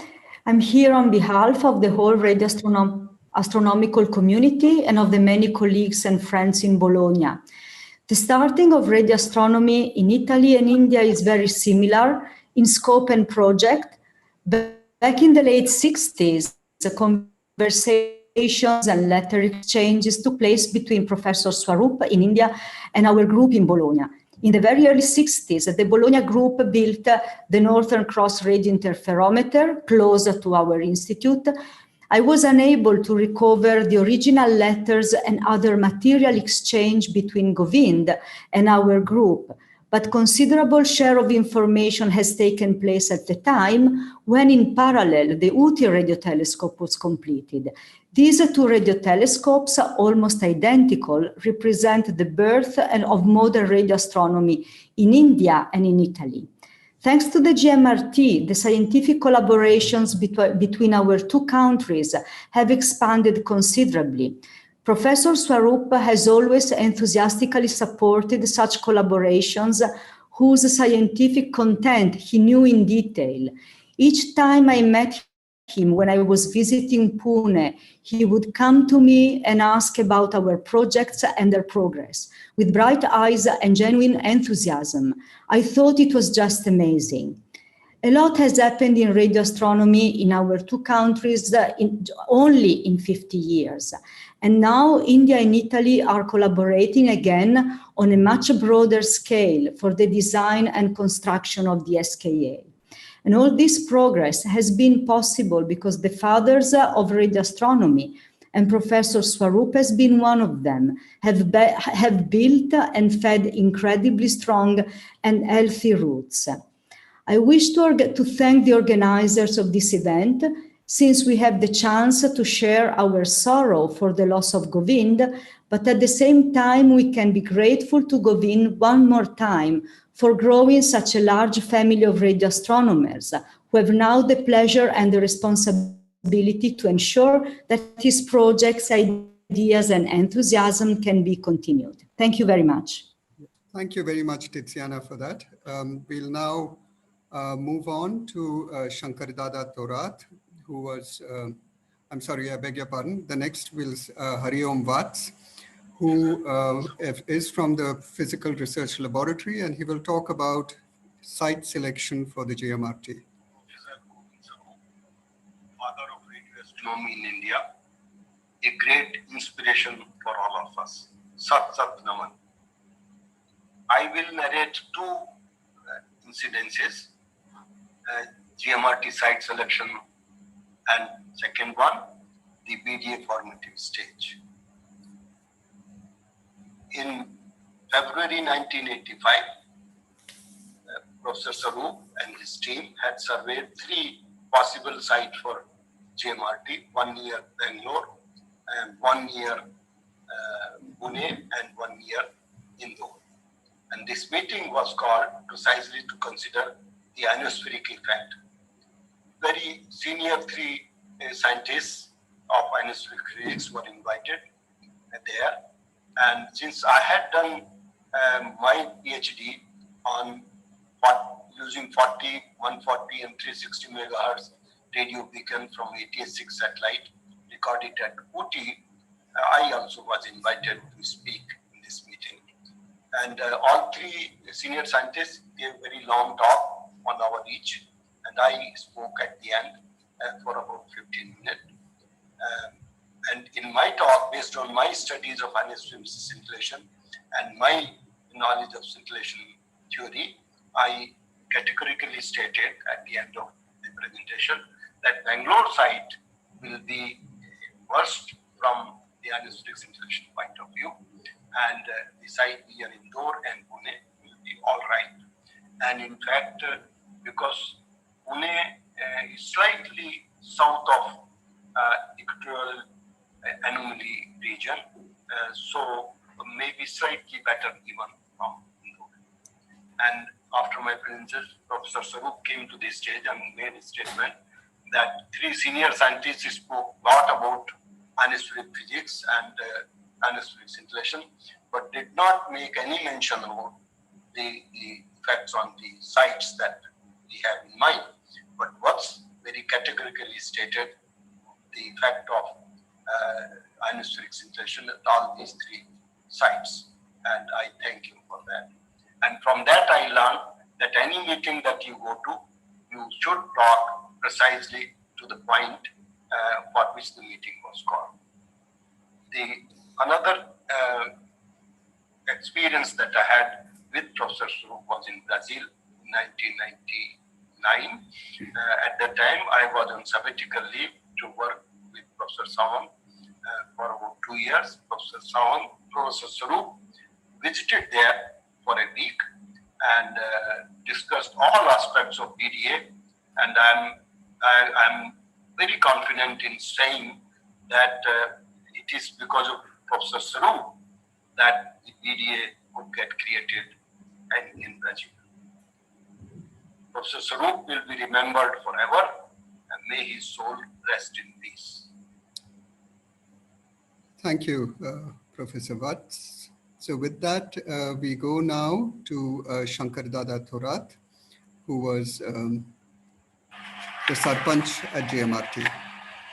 प्रसिद्ध खगोलशास्त्रज्ञ doctor Govind Swarup यांचे दिनांक 7/9/2020 रोजी वृद्धापकाळाने निधन झाले. Doctor Govind Swarup यांनी खगोलशास्त्रामध्ये भरीव असे संशोधन केले आहे. खोडद येथील जेएमआरटी प्रकल्प उभारणीत त्यांचा महत्त्वपूर्ण कामगिरी राहिली आहे. या प्रकल्पामध्ये आपल्या देशातील व परदेशातील शास्त्रज्ञांना नक्कीच लाभ होईल. त्यांच्या जाण्याने सर्वांना फार मोठी हानी झाली आहे. आपल्या दुःखात व्यक्तिशः मी, ग्रामपंचायत खोडद, सर्व सेवाभावी संस्था व समस्त ग्रामस्थ खोडद सहभागी आहोत. डॉक्टर स्वरूप यांच्या आत्म्यास चिरशांती मिळो ही ईश्वर चरणी प्रार्थना. Thank you, Shankar Dada. So after that, we move on to Dr. Raut. Dr. Raut is the medical officer at the GMRT.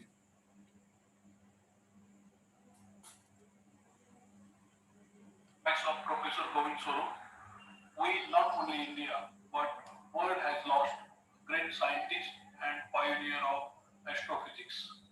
I got the opportunity to meet him for the first time in Jahangir Hospital, Pune, when I was completing my postgraduate studies in medicine. After formal introduction, he requested me to serve for the staff and employees and their families of GMRT at Kodak. Later on, when 3 years later I started my hospital at Naranga, he came personally to our hospital and asked me to join as a medical officer for the GMRT and their staff. Since that, I am serving for the staff, employees and families and many international delegates of GMRT. GMRT is just like family to us and our staff members. In 1997, after fatal accident to GMRT bus, he was instrumental us in getting a modern ventilator for our hospital. With that, we have started a rural critical care center and saved thousands of lives of snake bite, poisoning accidents, and many critically ill patients in rural area. In the inauguration speech of international conference organized by International Critical Care Society of Pune at Balgandhar in Pune, he emphasized need of small rural critical care centers in India, which is very important, and his vision is also very important in health. As in COVID-19 situation, there is need of many oxygen and ventilator beds. So this is a very important point. He has told this thing about 15 years back. And after that, he has also given a speech at the age of 85 years in the IMA Pune District Conference. His speech was really inspirational to all young doctors. So everybody appreciated his speech. Last instance, we met about 1 year back for his birthday celebrated at Pune. He was very fresh, smiling, and talked to us in very good mood. We are fortunate to be associated with such a towering personality. We pay condolences to his family and may his soul rest in peace. Thank you for that, Dr. Raut. We now will hear from Isaac Shafran, who was one of the young engineers hired by Govind at the time when the GMRT was being designed. We all know Govind was an absolutely remarkable chap. He has made exceptional contributions towards pioneering and advancing radio astronomy in India and rightfully earned the title of the father of radio astronomy in India. Today, as we have gathered to celebrate his life, I would like to share with you one of my most vivid memories of working with him. About 3 decades ago, I had just finished my undergraduate education and started my first job as a research scientist at NCRA. Govind spent a surprisingly generous amount of time with me, talking about everything, ranging from the big picture of the project to the minutiae of engineering solutions, often sharing insights from racers or engineering tricks from Uti, always very inspiring. My starter project was designing feeds for a GMRT. As you know, the analysis of beam patterns under deflection due to gravity is not easy to compute and requires finite element analysis. The analysis often took days to program and to compute. While working on this project, in one of my routine meetings, we were discussing the impact of recent change in design and had reams of printout from the analysis. He took the printout from me, briefly looked over, and scheduled a meeting early next day. Mind you, it was already late in the day. Knowing Govind did not use computers, I was a little puzzled. What was he going to do with the printouts? It was full of numbers. He completely surprised me the next day. He found a few subtle errors. Apparently, overnight, he had cross-checked the simulation all manually with rule of thumb tricks. I was blown away by his intellect. Since then, I have had this image in my mind of Govind working late into night, diligently, meticulously. And as if to fill out this image, we would see the lights still on in his house when we returned from late night dinners. Years later, I appreciated much more about the trust he placed on young upstarts like me to solve the challenging technical problems was exceptional. Perhaps that's what kept him up at night. Or he must have been following the motto, trust but verify. Nonetheless, it was life-changing for me and I'm sure for many others. It nurtured his zeal and confidence to take on tough problems. Since those early days, I have worked with many brilliant researchers, both in academia and in industry. And I'm still awed by Govind more than anyone else. He has undoubtedly been a great role model for me and a whole generation of researchers. I feel grateful that I had the opportunity to work with him for 5 formative years of my research career. Thank you for listening in this celebration of his life. Thank you, Itzhak. So we will hear now from Mr. Maya from the Bhabha Atomic Research Center. Mr. Maya's group was responsible for the server system at the GMRT. I was privileged to be part of the team from BRC that designed the servo systems for GMRT in the late 80s and early 90s. I fondly remember my numerous interactions with him during those exciting days and nights as we surmounted one problem after another with Professor egging us on and leading from the front. Be it an issue related to gearbox or motor, pointing error or locked rotor frequency, Professor Swarup would surprise us with his insights. Not the one to be satisfied easily, not the one to take a no for an answer. He relentlessly pushed us towards optimum solutions. I recall our heated arguments over the cause of current ripples in azimuth drive. We apportioned the blame, the servo engineers apportioned the blame on the construction of the bull gear itself, but the professor wasn't convinced. He suspected the servo system. So we had to drive the motors directly from a battery and demonstrate to him that it in fact had nothing to do with the servo system. In January 93, in the immediate aftermath of the Mumbai riots, I happened to travel with him from NCRA Pune campus to GMRT site. Professor was deeply disturbed.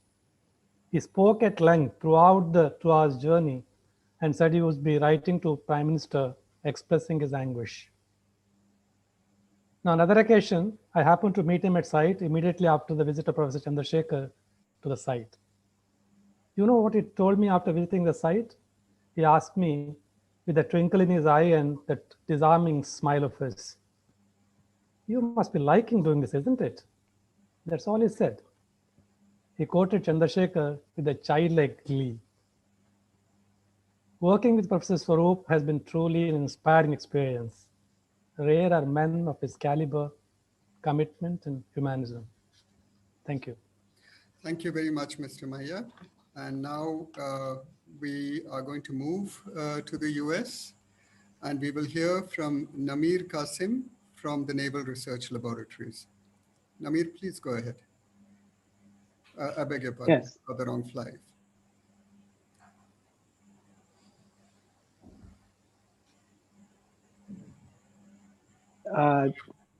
Yeah, Namir, please go ahead. I'll get the right file. Okay, thank you. Yes, welcome from the U.S. And I'm presenting my remarks on behalf of my radio astronomy group at NRL, and is also especially Tracy Clark and Simona Giangentucci, who all three of us have been greatly influenced by Govind's career. So Govind Swarup's remarkable life and career were, interestingly, from my perspective, paralleled by those of my own mentor and inaugural Grote-Reber Medal winner, Professor Bill Erickson. Govind and Bill were especially close friends throughout their careers, and there was undoubtedly a great cross-fertilization of imagination between them. I can remember Govind coming and giving a talk about the SMART concept for the GMRT way back when. It was really, really exciting. Their earlier instruments, including Govind's UDI telescope and Bill's Clark Lake TPT, played major roles in my early career, while their later instruments, Bill's low frequency systems on the VLA and Govind's major achievement with the GMRT, dominate the research of my group until today.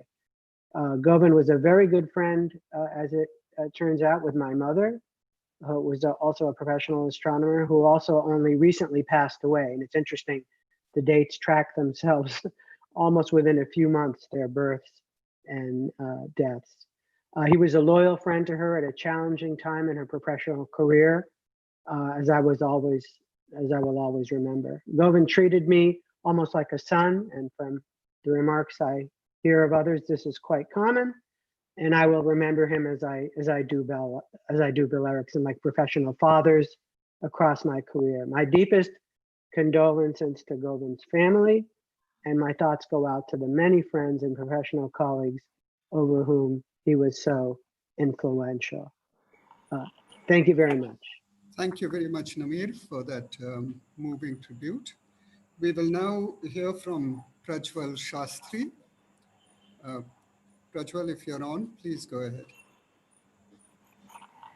My condolences to Beena, Anju, and Bipin. Of course, Govind was a pioneer, innovator, and leader. But when I first met him as a fresh PhD student, Govind stood out as just so different from the rest. His smiling face was more than just reassuring, and the sharp twinkle in his eye was more than just playful. At my first meeting, he cut right to the science that excited him at that moment, which then was searching evidence for protogalaxies and measuring the deuterium line by building GERT, or the Giant Equatorial Radio Telescope, in Indonesia. He, of course, personified infectious enthusiasm with his two-word sentences. But looking back, the best thing was that he never inspired awe. Instead, right from the very first moment, with just a few words, he would really provoke. And one could not help but argue back and criticize what he was saying. He thus effortlessly taught the scientific method, and I never found out if that was some deeply thought out pedagogy on his part. I don't really think of him as one of my teachers as such, because he did not do much classroom teaching. But given that criticism is the backbone of the scientific method, he taught us the essence of what science was by just being that himself. A cherished, sharply edged memory is how proud he was, not just of his achievements, but also of his multiple influences, beyond just scientists, right from his vibrant Allahabad days, and being inspired deeply by Gandhi, enough to drop his last name. Another cherished, fun memory is that he kept showing me how, from my Wikipedia page, I could trace my lineage via him back to Isaac Newton. Farewell, Govind. Thank you.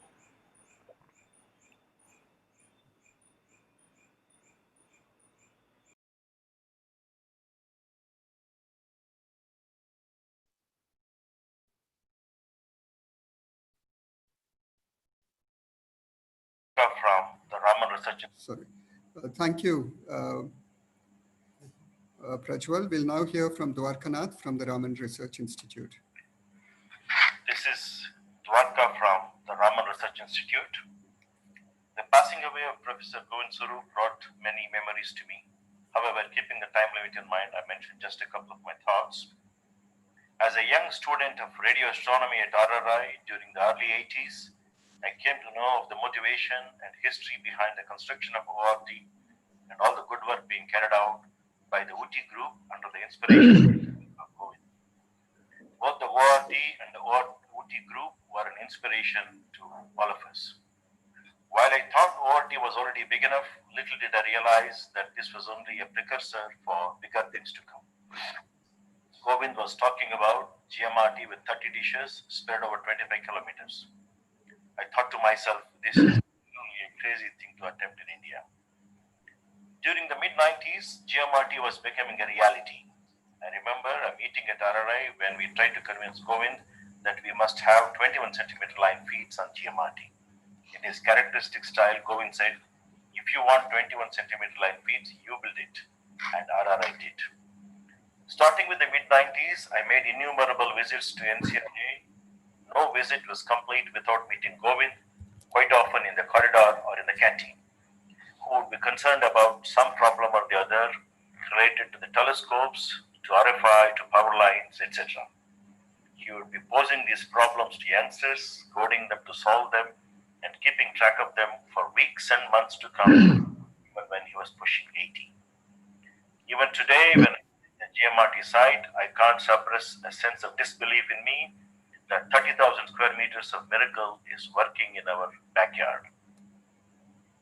A miracle made possible by Govind's inspirational leadership and his group's dedication. I feel privileged to have worked in radio astronomy at a time when a legend like Govind was around.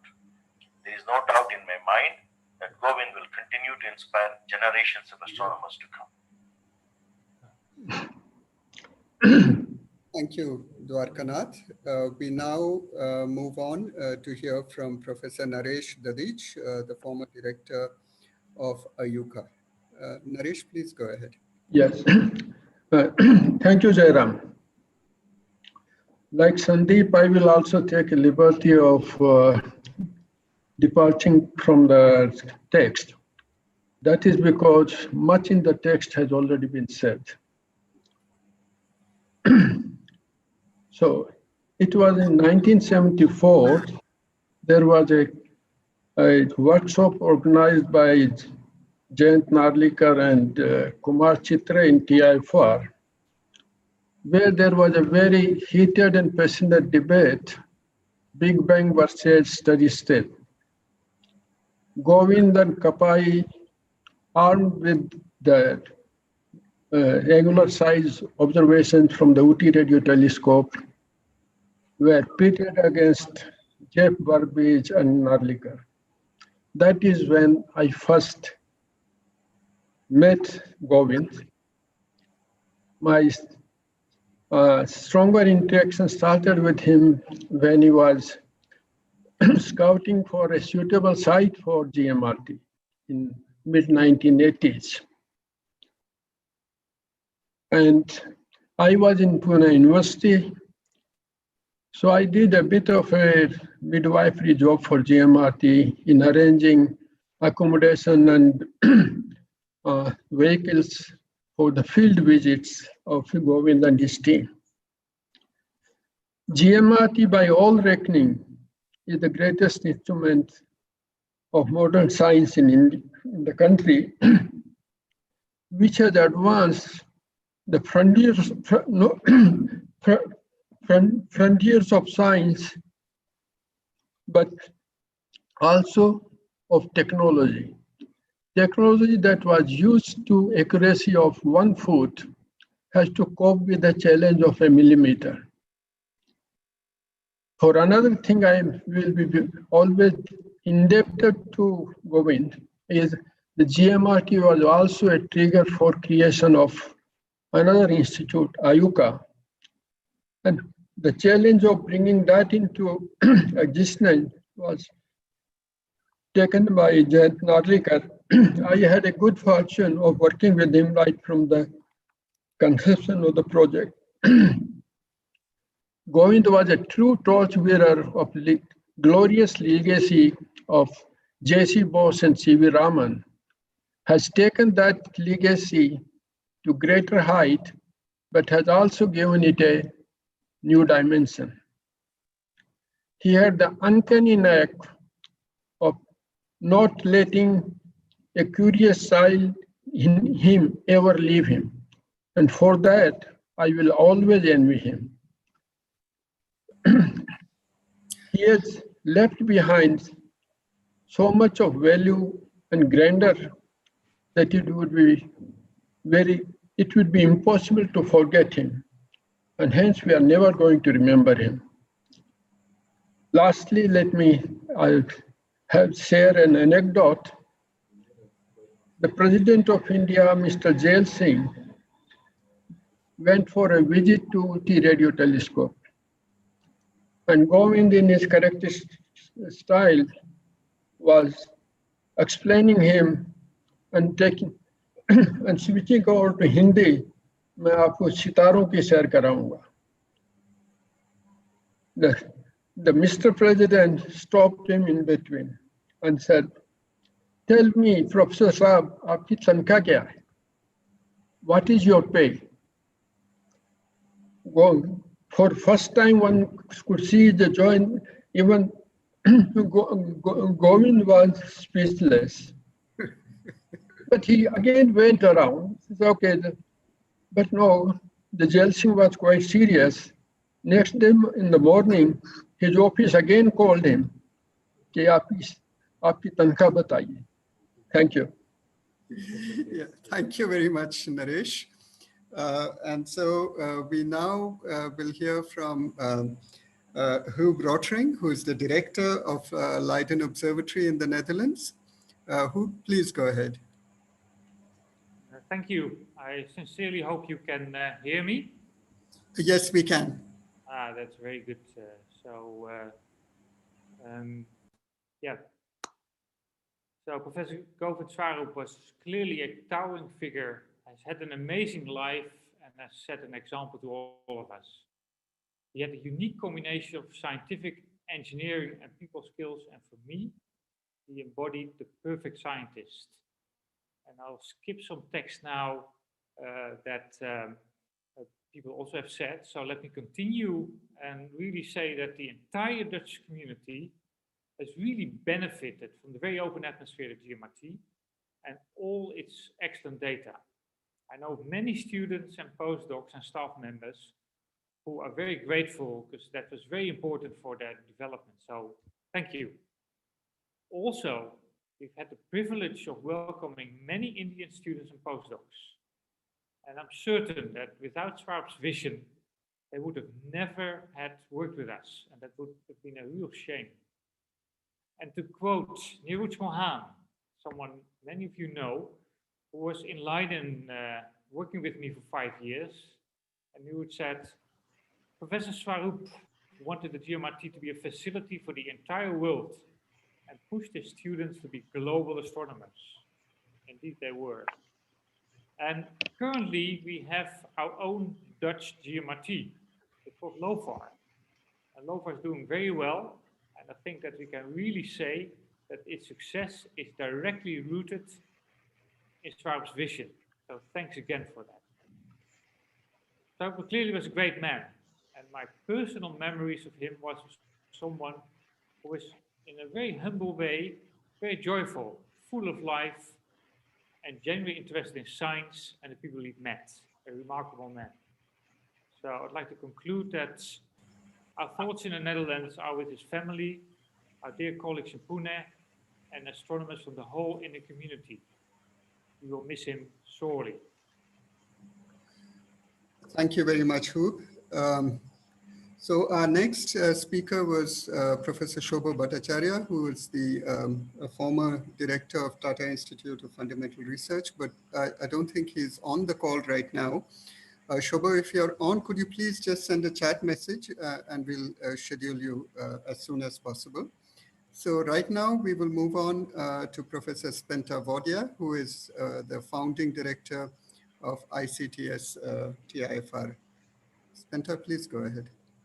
Thank you. Can you hear me? Yes, I can. Okay. So Govind Swarup was a preeminent astronomer engineer who created world-class radio astronomy facilities in India. The great success of the UT telescope and the GMRT in Pune and the scientists and engineers he nurtured stands testimony to his monumental contribution to India and world science.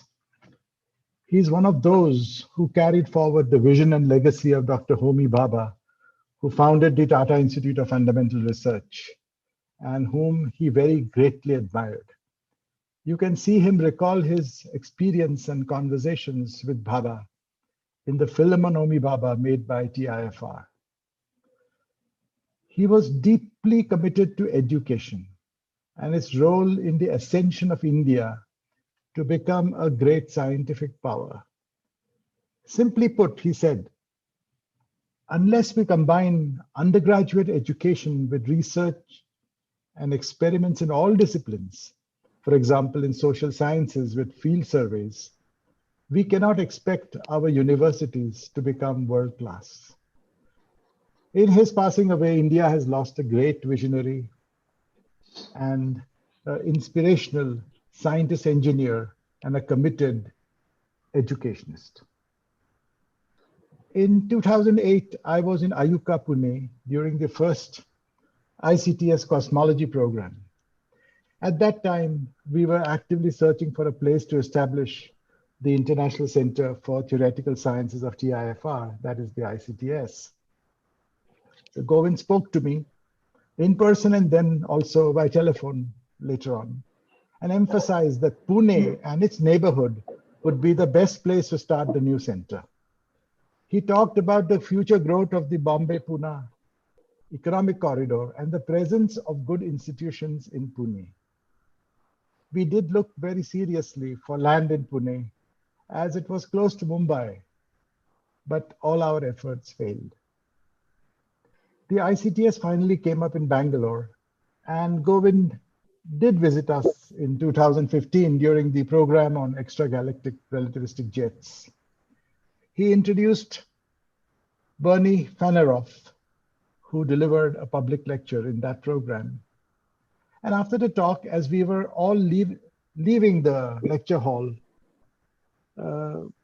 he came up to me and in his informal and very direct style said, "You had a vision.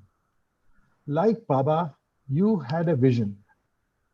And that's all he said. And I was very much taken aback and said, "Thank you, that's all." I will always cherish his words. He will be greatly missed, but clearly his legacy will live on. Thank you. Thank you very much, Spenta, for those words. We'll now hear from Professor Ajit Bhavi, the former director of Ajit, please go ahead. Yes, please. Like everyone else, I have known Professor Govind Swarup as a great astrophysicist, radio telescope builder, and a towering figure in Indian and world astronomy. But after his passing away, my thoughts about Govind have been focused mainly on my personal interactions with him over the years. When I joined the graduate school in TIFR in the early 1970s, Govind asked me to work with him. But then I was enamored with theoretical astrophysics and wanted to work with Jayant Narlikar, which I did. Once again, some years later, I had the chance to work with Govind when he asked me to shift from TIFR to the Indian Institute of Science in Bangalore to head the JAB program there, which I did not do.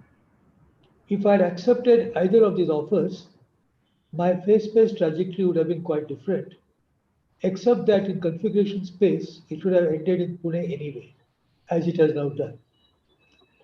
But I'm sure that working with Govind Swarup would have been quite different, would have been quite a different experience from working with Jayant Narlikar. Their ethos, aspirations, and achievements have been very similar, but the outward manifestations of these great qualities in the two gentlemen could not have been more different. My regular interactions with Govind, in person or on the phone, were limited to his talking and my listening and trying to get in a word or two occasionally.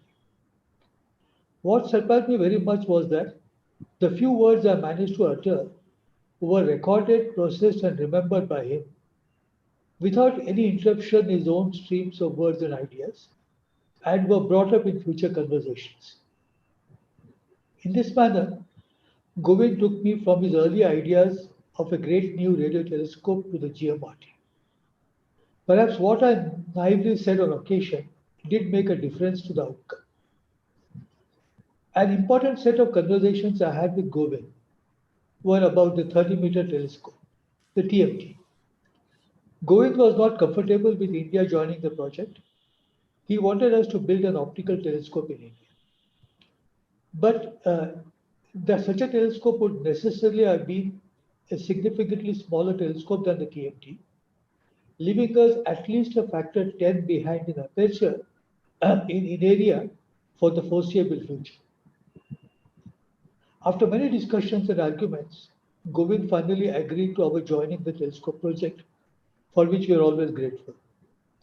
Perhaps he always had that outcome in mind and was simply getting us to sharpen our arguments and focus our attention on the important issues which were missing in our enthusiasm.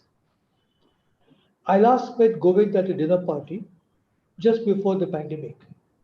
He had gone frail, but his spirits were undiminished, and he did speak to me as in the old times. I'm sure he continues to be the same wherever he is now, though he can speak to us only in our imagination. Thank you. Thank you very much, Ajit. We'll now hear from Professor Annapurni Subramanyam, the director of the Indian Institute of Astrophysics. Annapurni, please go ahead. Yeah, thank you, Jaram. Thank you for giving me an opportunity to speak here. I'm speaking on behalf of the IA family, and I hereby convey our condolences. With respect to the Institute, Professor Govind Swarup was a member of the first governing council of the Institute from 1971 to 1978. He played a major role in the formative years of the Institute. He has since then continuously encouraged and supported all the endeavors of the Institute. We lost him in this golden jubilee year of the Institute. In the fourth meeting of the Governing Council in 1971, Professor Swarup's support to Professor Venubapu was very crucial to initiate the 90-inch telescope project when the 40-inch telescope was not yet functional, and his support resulted in the detailed proposal. Otherwise, this would not have been taken up at all. Not only that, the 90-inch project later became part of the fifth plan, and Professor Swarup was also instrumental in setting up a research committee and an engineering committee to oversee the project.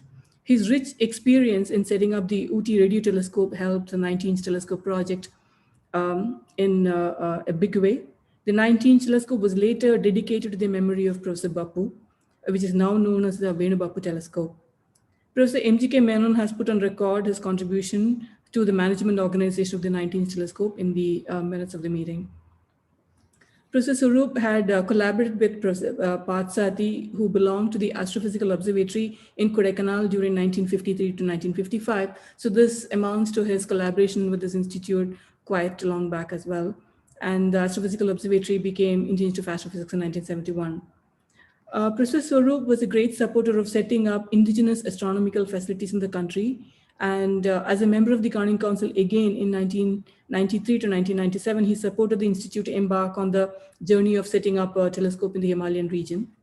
In the last decade, once again, as Professor Kembavi just pointed out, he helped the Indian team behind the TMT project to sharpen the proposal. He kept asking very hard questions, which made us think quite a bit and make sure that the DPR addressed a lot of things, and also to make sure that the efforts are directed towards a self-sufficient India in terms of engineering and in particular optics. He has also been a pillar of support for the proposed National Large Optical IR Telescope project that is to be made in the country, set up by the country and for the country. So the Institute had a condolence meeting on 8th September where many of the faculty shared their memories of Swarup And I also have shared some pictures taken during the inauguration of the indigenously built 19-inch telescope. You can see the childlike curiosity with which he's looking at the controls of the telescope. Thank you. Our condolences and prayers. Thank you very much, Annapurni. We were next to hear from Professor Janardhan Padmanabhan from PRL, but I think he's not on the line, on the call. So Jerry, if you're on again, could you please just let us know in the chat and we'll schedule you. So we move on now to Professor Rohini Godbole from the Indian Institute of Science. Please go ahead. Thank you very much. I had like to begin by thanking the organizers, that is you and Yashwant, for giving me a few minutes to express these thoughts, which by now, hold a lot in common to the words said by many in this memoriam and essentially a repetition. But I guess the only thing that is different that I can say is that here I am, who is neither an astronomer, not an physicist. So in that sense, from scientific point of view, I did not have many interactions with Dr. Govind Swarup, but I would like to express my deepest appreciation of the contributions that he made to the Indian science and education ecosystem. And now, because of the interesting importance of the astroparticle physics, I'm beginning to able to appreciate the academic aspect of the impact, for example, of JMRT, beyond, of course, being obviously proud of it being an important India-based mega project. I have been familiar with quite a few mega projects and the international mega projects community. So I know the high regard in which GMRT and of course Professor Swarup are held at the international level. What strikes me is that in the time period when India still very much carried the tag of being a developing country, Professor Swarup built and raised a world-class facility with the rather meager resources available then. And this was a project which was mega project in the science that it did. This was brought home to me in full force when I happened to be a member of a group which was being told of the plans of extending and strengthening GMRT program further. My own interactions and discussions with him were usually in the context of his passionate interest in the coexistence of science education and research in our institutions. I happened to share it with him because I had been involved with educational institutions almost my entire life in science in India. And in this interaction, I experienced his innate humanity and a kindness to a much younger and inexperienced bumbling member of the science community, namely me. I just realized in these talks that some people were giving that he wrote his first paper when I was more or less just being barely born. Indian science would be forever grateful to him for his immense and essential contributions to guide its progress in radio astronomy. My deepest condolences to his family. Thank you very much, Rohini. Dr. Govind Swarup sir is an iconic figure and mentor for me. I came in his magnificent leadership from 1989 in Indian Institute of Science campus, Bangalore, where PIFR Center was active and GMRT was emerging. Dr. Swarup sir has given us confidence. His surprise visits to our lab always gave us great directions for development of designs. I remember he used to tell us that develop your designs multiple ways, जिससे हम बहुत बढ़िया काम कर सकते हैं. I have seen him guiding a carpenter for proper hammering to fix nails perfectly. During his stay at GMRT, I never missed opportunities of evening walk with him. During walks, he disclosed the treasure of science and technology of all over the world for me. It was a remarkable experience for me. I wrote his biography in Marathi language as well as co-authored for a tributary article for Journal of Astronomical History and Heritage. During these interactions, I experienced his heartily attachment to science, insight of technology, and far-long vision for institutional progress. Dr. Swarup sir was an ideal example of Atmanirbhar Bharat by creating landmark in radio astronomy. I also worked with him for establishing Kodak Rural Science Center, a milestone example of a cognizance for a small village by an international scientist. He used to tell us, "दिया तले अंधेरा नहीं होना चाहिए." Working with Dr. Govind Swarup sir is a cosmic proud for me. Thank you very much, Sudhir. So we now will hear from Vishal Gajjar, who was a student at NCRA and is now at Caltech.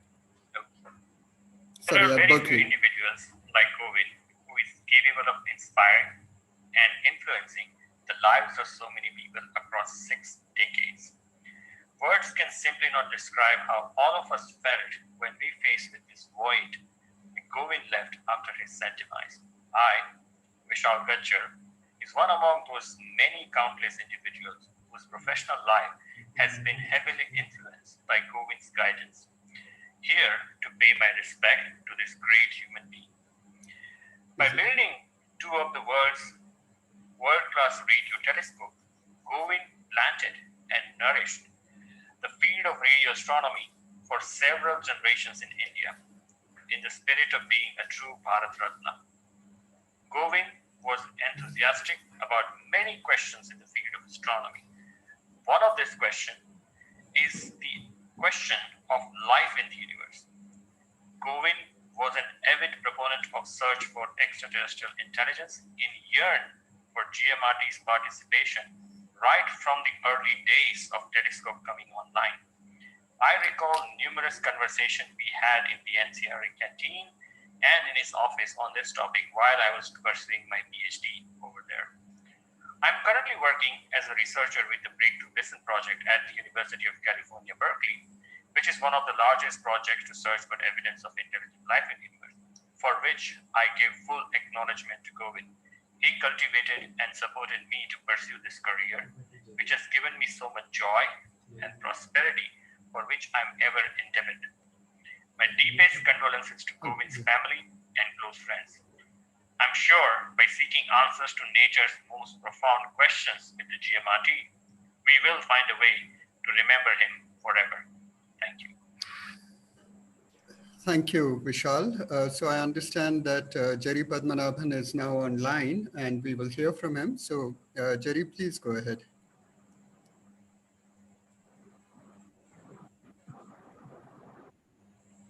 Jerry?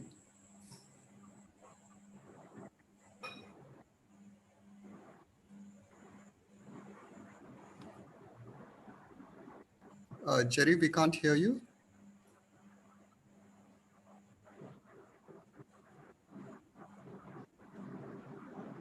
Hello, can you hear me? Yeah, we can hear you now. Please go ahead. Yeah, I am Janardhan Padmanabhan from the Physical Research Laboratory. I first visited the Ooty telescope, radio telescope, as an IASC summer student in 1981.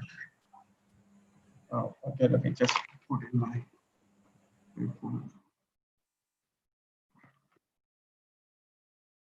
Can you hear me now? Okay. Yeah. Yeah. I first visited the Ooty telescope IASC summer student in 1981. And it was a truly awe-inspiring and unforgettable experience. I remember standing there, looking upon for the first time at the magnificent telescope, fully 530 meters long and 30 meters wide, stretching down a mountain slope with the sun glinting off its stainless steel reflector wires. It was a truly awe-inspiring and unforgettable experience. I remember standing there, looking upon for the first time the magnificent telescope. Yeah, Jerry, I think you have the YouTube stream also playing in your background, which may be causing confusion. Yeah, there's something happening here. Maybe we could just come back to you in a minute. You may okay. have your YouTube at the background. We'll hear now from Nitin Mohan, who has very recently completed his PhD.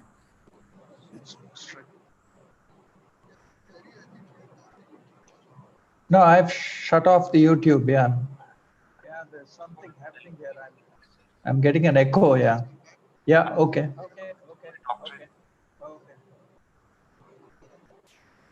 So we'll hear now from Nitin Mohan. We'll get back to Jerry in a moment. We'll hear now from Nitin Mohan, who has just completed his PhD. First of all, let me introduce myself. I am Nitin Mohan. I just completed my doctorate degree a few weeks ago from Space Physics Laboratory, Vikram Sarabhai Space Center, Thiruvananthapuram, by defending my thesis in Cochin University of Science and Technology. I was working on the study of Venus using GMRT in collaboration with NCRA and notably Govind.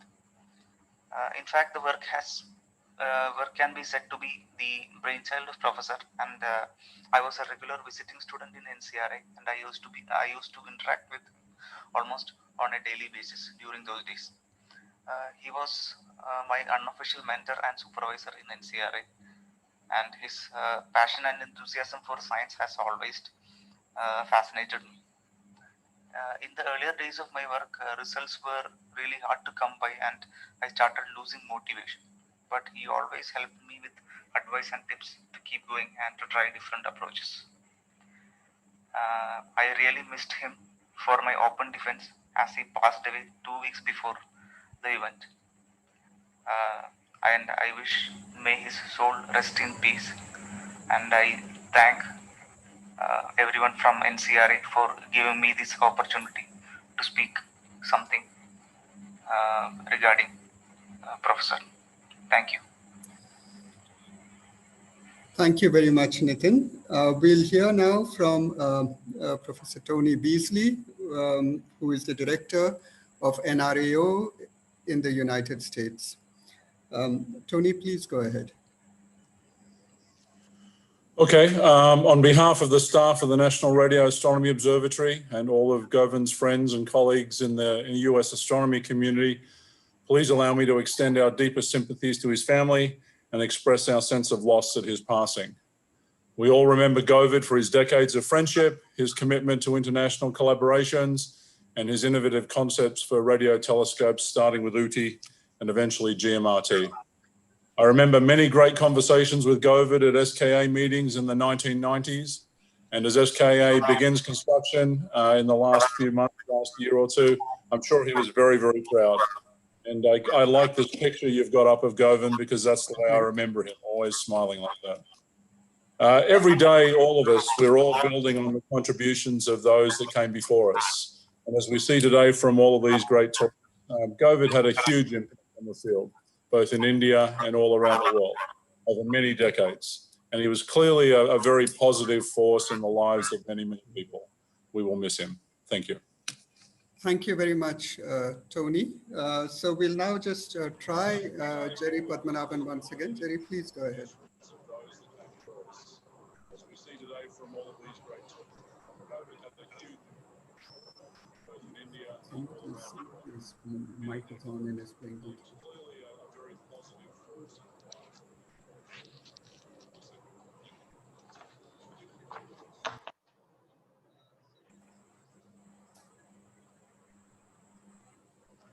Yeah, can you hear me?